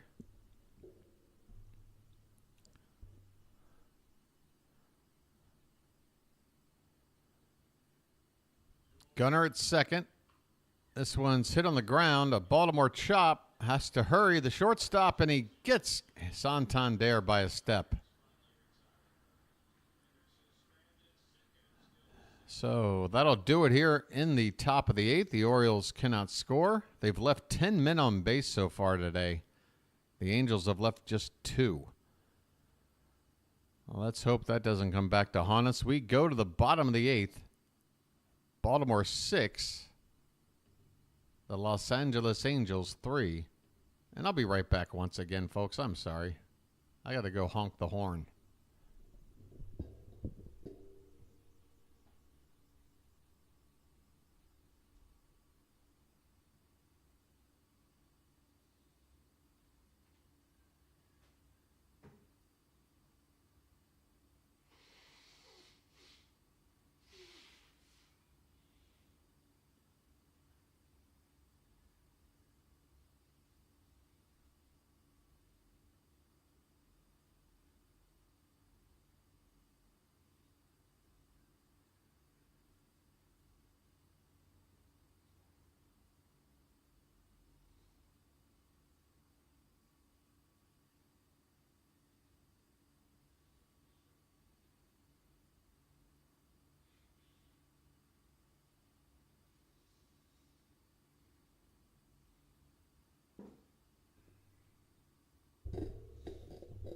All right.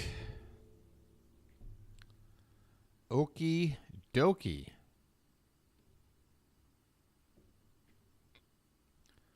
Bottom of the 8th. Who's due up for the Angels? It'll be the 9, 1, and 2 hitters. Neto, Trout, and Shanwell. Cano appears to be set to come out to start the 8th. He got the last 2 outs of the 7th. Let's see how long he goes here.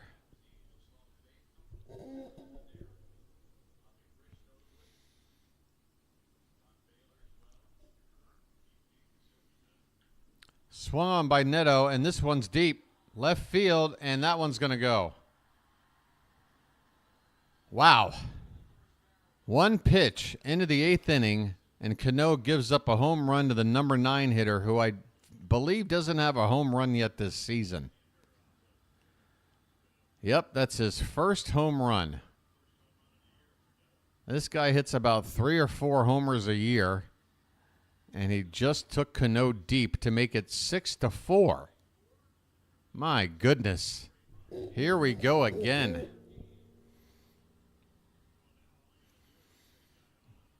Yep, I'm back. Back to try to see this game through. The Orioles need 6 more outs now with just a 2-run cushion, and Mike Trout at the plate. First pitch to him is a called strike. Oh, boy. It's never easy. The Orioles were ahead 6-0 at one point. 0-2 the count as Trout fouls that one off.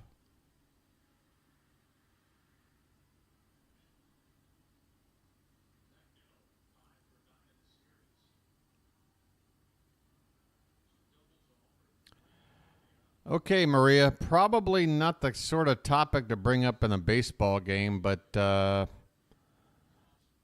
guess we are all informed now. Let's maybe try to keep the conversation a little bit lighter. Not to say these aren't important issues. There's just a time and a place for these sorts of things.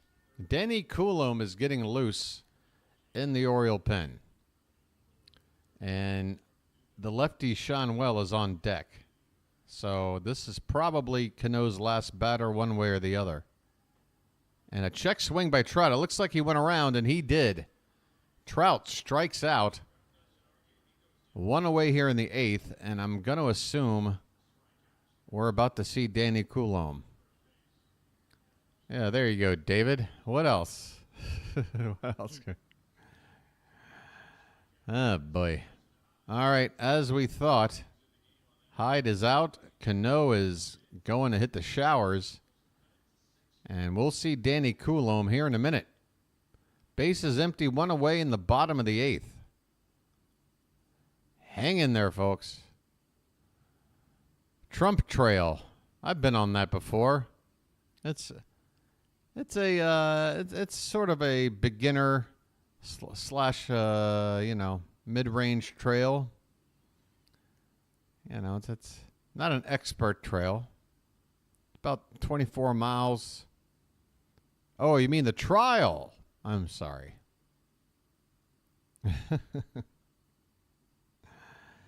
Yeah, let's get back to the ball game. Folks, we watch baseball to take our minds off of all the nonsense that goes on in the world. Most of it completely out of our control. So why not spend your time on Earth having a little bit of fun? Your boy, the BirdWatcher, feels that way.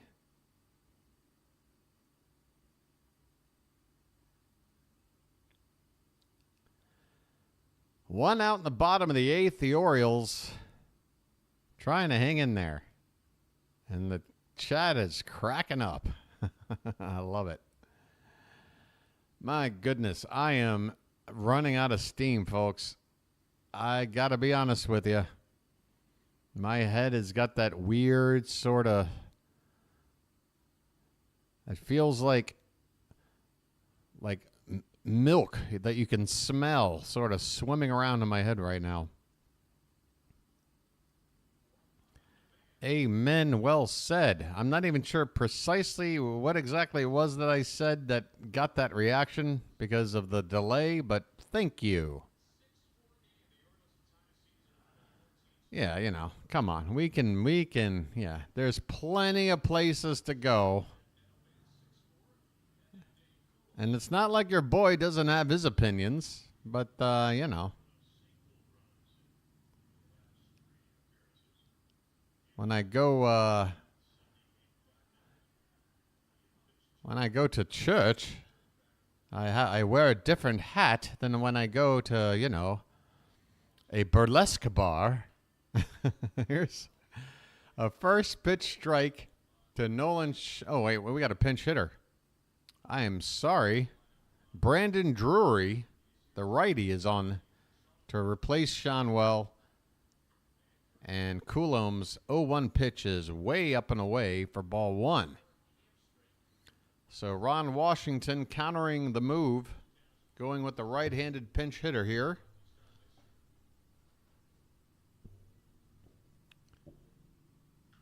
And this one's line down the right field corner, foul.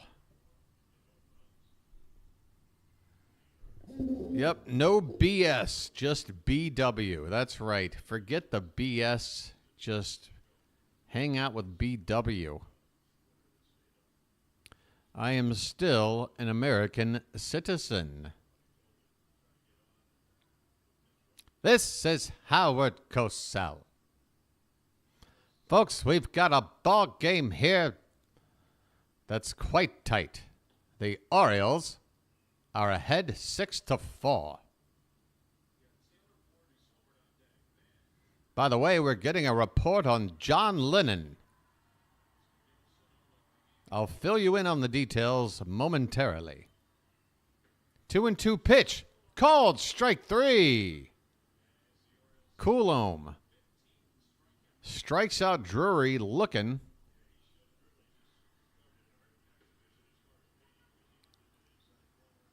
That'll bring up Taylor Ward. Ward today, 1 for 3. Last time up, I had that 2-run homer.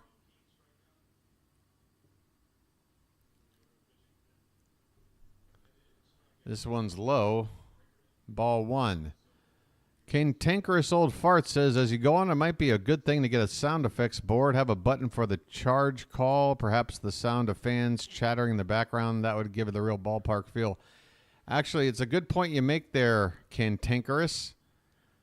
My plan was to have another window open. There's a YouTube video of just ambient noise of a crowd in the ballpark, and I actually tested it out, and it was great. I mean, you don't get the sort of like moment by moment reaction. Like you're not going to hear a sudden woo when there's a home run, but it's just sort of a general hum of a crowd. But unfortunately, like I was saying before, by the way, here's a 2-1 pitch fouled away by Ward. Count even up at 2-2. Bases empty, 2 down here in the bottom of the 8th. The problem is, like I was saying, I'm running right now with a computer that is just allowing me to operate successfully between the software and the ball game and everything else going on. If I add one more thing to the mix, I run the risk of potentially ruining the whole stream. So what your boy needs to do, here's a ground ball, third base side, Gunnar Henderson in the hole with the play, and he makes it. What a play by Gunnar Henderson. Holy cow, in shallow left field, Gunnar Henderson throws an absolute rocket to first base. It got under the glove of Westberg. What a strong throw by Gunnar. Mountie able to keep his foot just on the bag. The inning is over. We go to the 9th. It's the Orioles 6, the Angels 4. What the heck was I talking about? Oh, yeah. Yeah, so the deal is, folks, here's the plan. The channel grows to the point where it's monetized. Your boy makes a little bit of coin. Your boy doesn't take that coin and then go out drinking that night. or turn it into a bet on DraftKings. No, your boy's going to take whatever money he can earn from doing this and put it right back into the channel. That's first things first.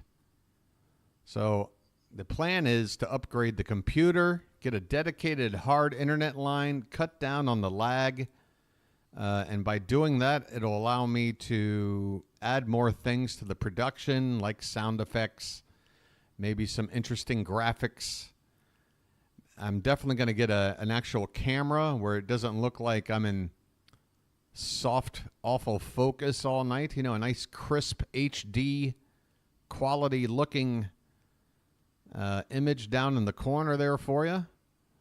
So yeah, believe me, I've got grand plans, but I can only, temper my expectations, try to keep things realistic, and just keep hoping that the channel grows at the rate it is. If it continues to grow at this rate, then before this season's over, I'm already putting money back into this. But if, let's say by the end of the season, I'm over 1,000 subscribers, maybe even getting near 2,000 subs, by the time we go into next season, during the off season, I'm going to revamp the whole gosh darn thing. I'm going to find a new location. There's not going to be this giant thing of sunlight in the background. Yeah, I'm under 100. I'm under 1K right now, just past 500, but we're getting there. All right, top of the ninth. Here we go. First pitch is at the bottom of the zone for a called strike, as Fulmer is out for another inning of work, and Westberg at the plate. This one's hit on the ground, past the diving glove of the third baseman into left field for a base hit. And Jordan Westberg, boy, did he earn that hit. He had hit into some tough luck today, but he finally gets a hit. Leadoff man on, and the Orioles would love to get at least one run here and get that lead back to 3. So Westberg now 1 for 5. And here's a guy who could definitely use a hit, Cedric Mullins.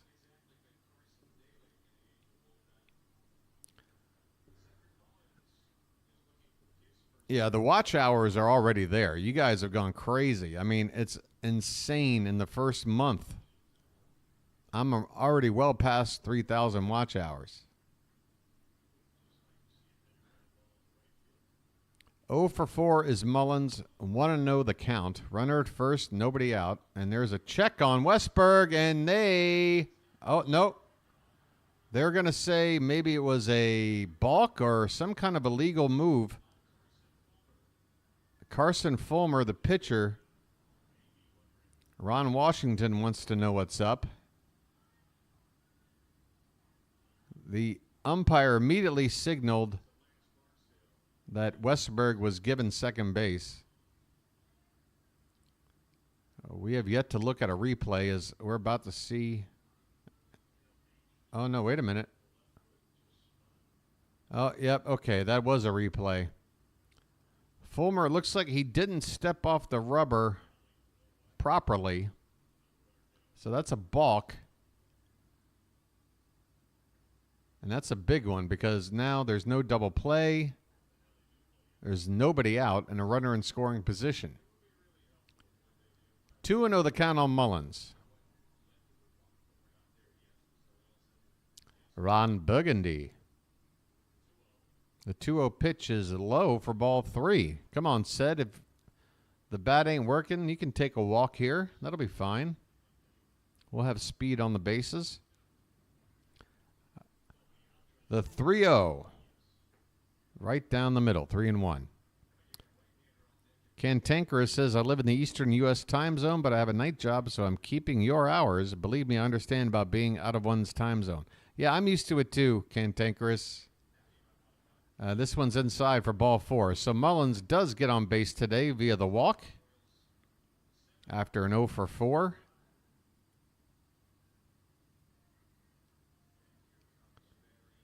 And James McCann is due up next. Yeah, I've had security jobs, working graveyard shifts. I used to work at a nightclub that would go to 3 or 4 in the morning. And I also used to get up super early because I would work in media production, and you'd have to be up at like 4:30 a.m. to be at a place on call for 5:30 a.m. start time. I just take my sleep where I can get it. So the Orioles are mounting a rally here in the 9th. They have 2 on and nobody out. James McCann is due up, and I guess we will see one more at bat from the Milkman.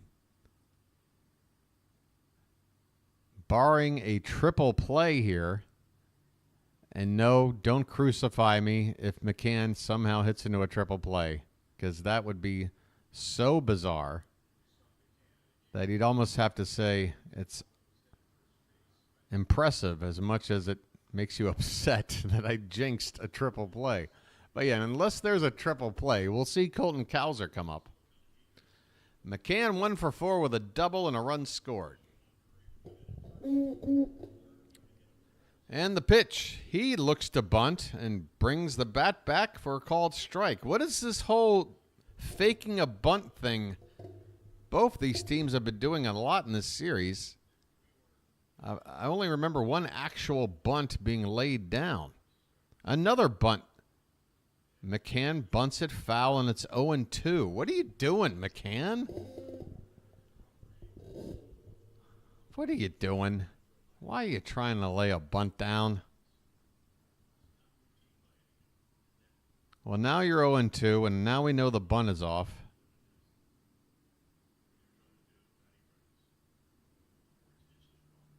Here's the pitch. He does try to bunt, and it bunts foul. Are you kidding me? Hey, don't listen to the BirdWatcher. When it's 0-2 and you take the bunt off like you should, because if you do this, then you've just wasted an entire at-bat for nothing. And that's exactly what happened. McCann bunts it foul, and he's out. 1 out for the cow. Swing and a miss. Kjerstad going after one low and outs on the outside corner. Kjerstad's walked 3 times today. Nobody wants anything to do with him. Here's a swing and a miss. 0-2. We got 100 people in here right now.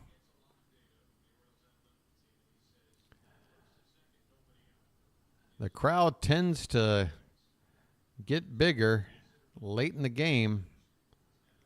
We've got another tight one here. The Orioles up by 2. 2 runners on, 1 out, and the 0-2 pitch is in the dirt to Colton Kjerstad. Fulmer up to 31 pitches, but he seems like a guy that usually goes a couple of innings. Again, he came in tonight with only 3 appearances, but 6 innings. That one's in the dirt, 2-2.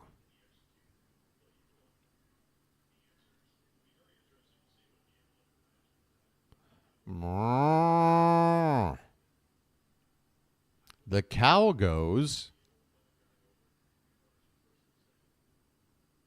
The pitch, hit in the air, foul off to the left. Still 2-2. 1 out in the top of the 9th. The Orioles looking to hang on, take both series on this 6-game road trip. And this one's fouled away as well. 100,000 subs is right around the corner. Patrick, I don't know if there's anybody doing live sports streaming that has that many subs. I've got one person I'm sort of using as a comp, and that's the #1 Yankees YouTube play-by-play guy. He's got 25,000. This could be 2. Second base for 1. Back to first. Double play. Colton Kjerstad Grounds into a double play, 4-6-3, and the inning is over. The Orioles leave 12 men on base. We're going to the bottom of the ninth. Wow, 12 men left on base. I got a feeling that's the most we've left on. Oh, look. There's light coming in behind me. Would you look at that? Do you remember? Do you remember when it was like super black right here? That's the sun. That's the sun starting to come. Yeah, I might as well just make another cup of coffee. I mean, who am I trying to kid here? Who am I trying to kid? I'm going to make a cup of coffee. All right? Let me go wash this out.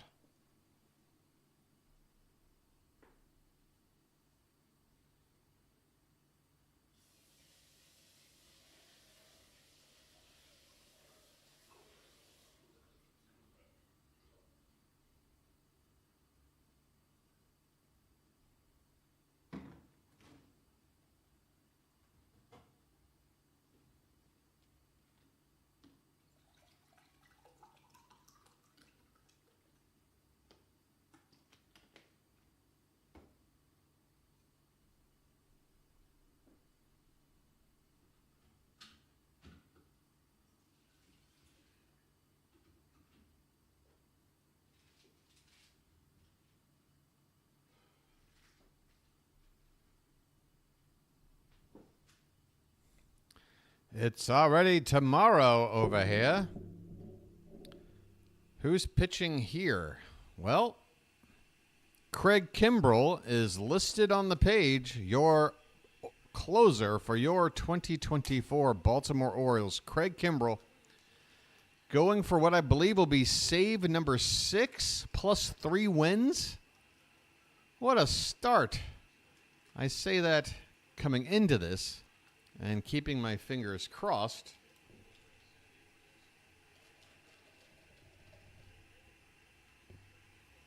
th appearance for Kimbrell. Again, 3-0 with 6 saves. So going for save number 7.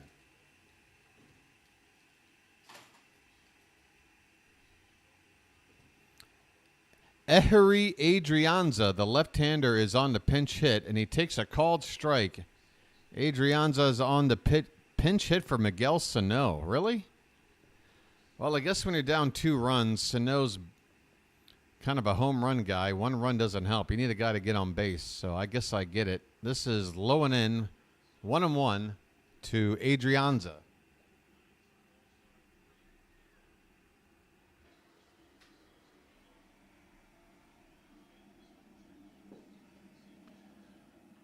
This one's hit on the ground and past Kimbrell. A one-handed play by Mateo, but it gets away. And Adrianza is going to scamper over to second, and now he's heading all the way to third as that ball went into no man's land. Oh, a big mistake there. Mateo doing his best to try and get to the baseball after it got past Kimbrell. Next thing you know, the ball is going into the right field corner. Adrianza makes it all the way to third.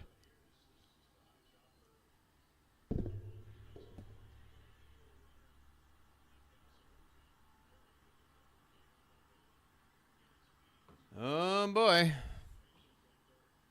That'll bring the tying run to the plate with nobody out. Don't you say it, David. Don't you say it.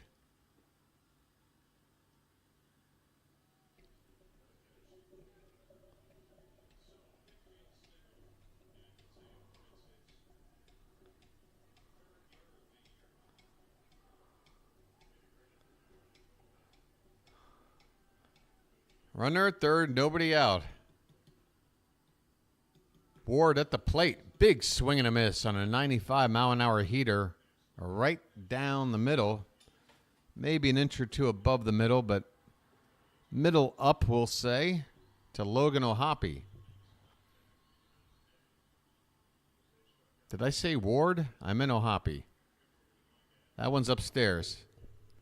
Folks, once again, 4 minutes till 6 a.m. Doing my best to try and not blow any of these calls. The 1-1 to a hoppy is outside, 2-1.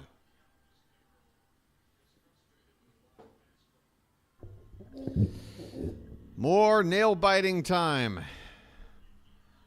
Ulcers, take your medication. The 2-1.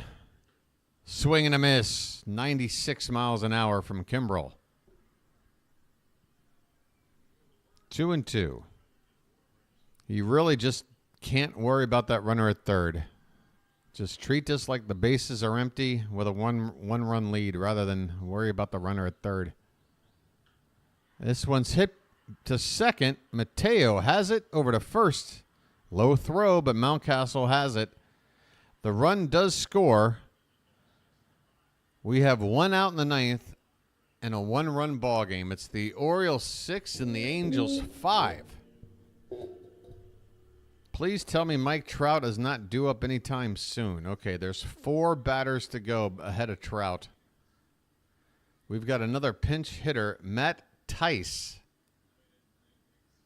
I'm hoping I pronounced that correctly. Thaiss.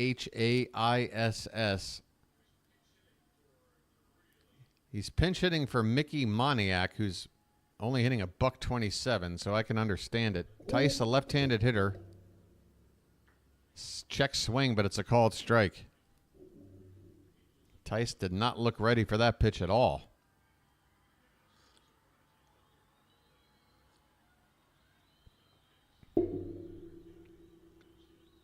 The 0-1.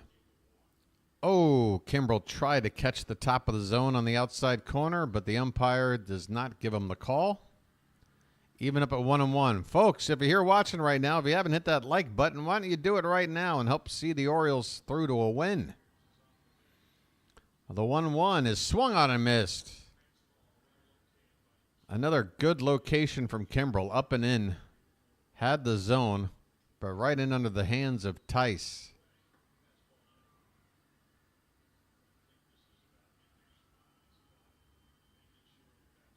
Alfredo Hitchcock.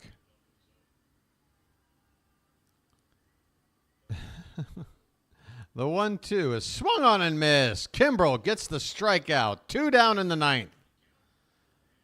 1 out to go. The Orioles, who are up 6-0, now clinging 6-5. This feels a lot like a game the other day where we were up big, only to barely hang on. Actually, it was the first game of the series when Trout struck out with the bases loaded. Joe Adell at the plate. The pitch. Swung on and missed. 95-mile-an-hour fastball. 1 strike on Adell. 2 down in the bottom of the ninth. Kimbrel leans in with that trademark stance. Gets the sign. The pitch. Just off the plate with that knuckle curve. Low and away. How's everybody's internal organs doing? Here's the 1-1. Oh, just off the plate. Top of the zone, outside edge. 2-1 on Adell. Come on, Birdland. Let's hear it. Let's see this win through. The 2-1 pitch. Outside, 3-1. And folks, I don't want any sort of result spoiled one way or the other. Janet has said it a million times.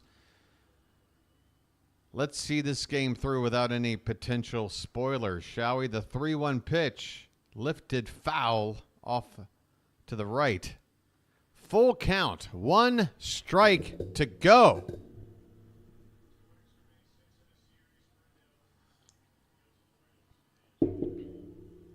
One more strike. 1 more strike.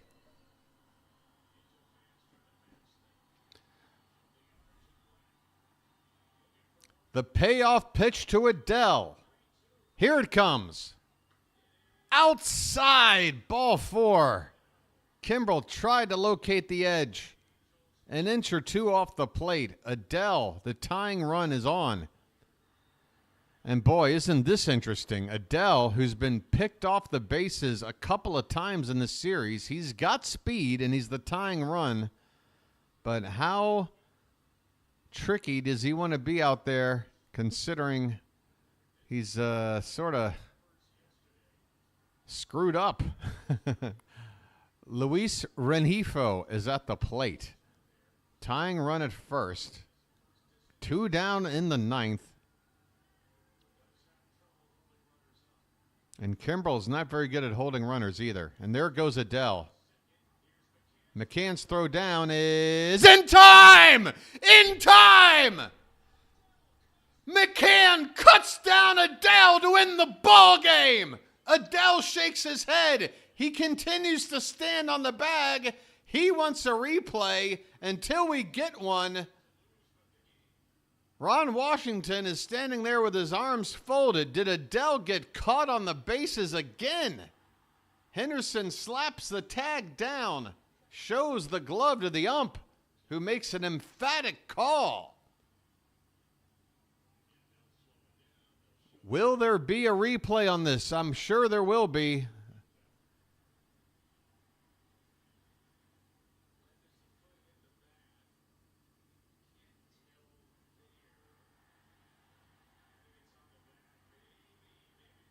I think that that foot is it's close, folks.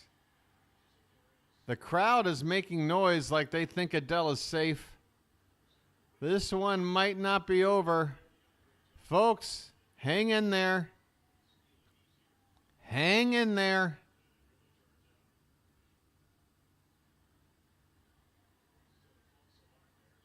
It looks like this might get overturned. But there's still a chance it might not. Remember, definitive evidence.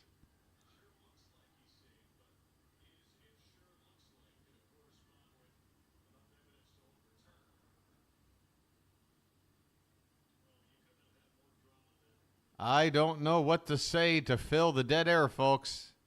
I just want to hear the call in the field stands, ball game over, Orioles win. That's what I want to hear.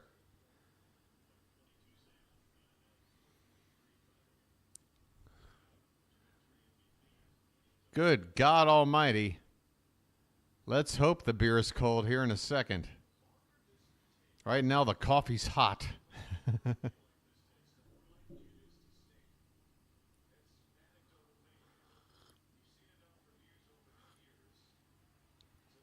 This is taking a while.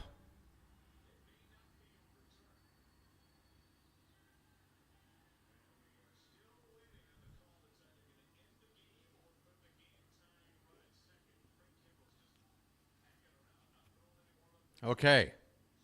Request fulfilled. JR, you better be right about, or I'm sorry, the man, you better be right about this.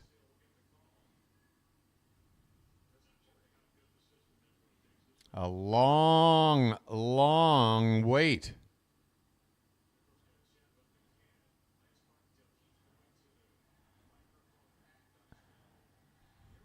Here we go.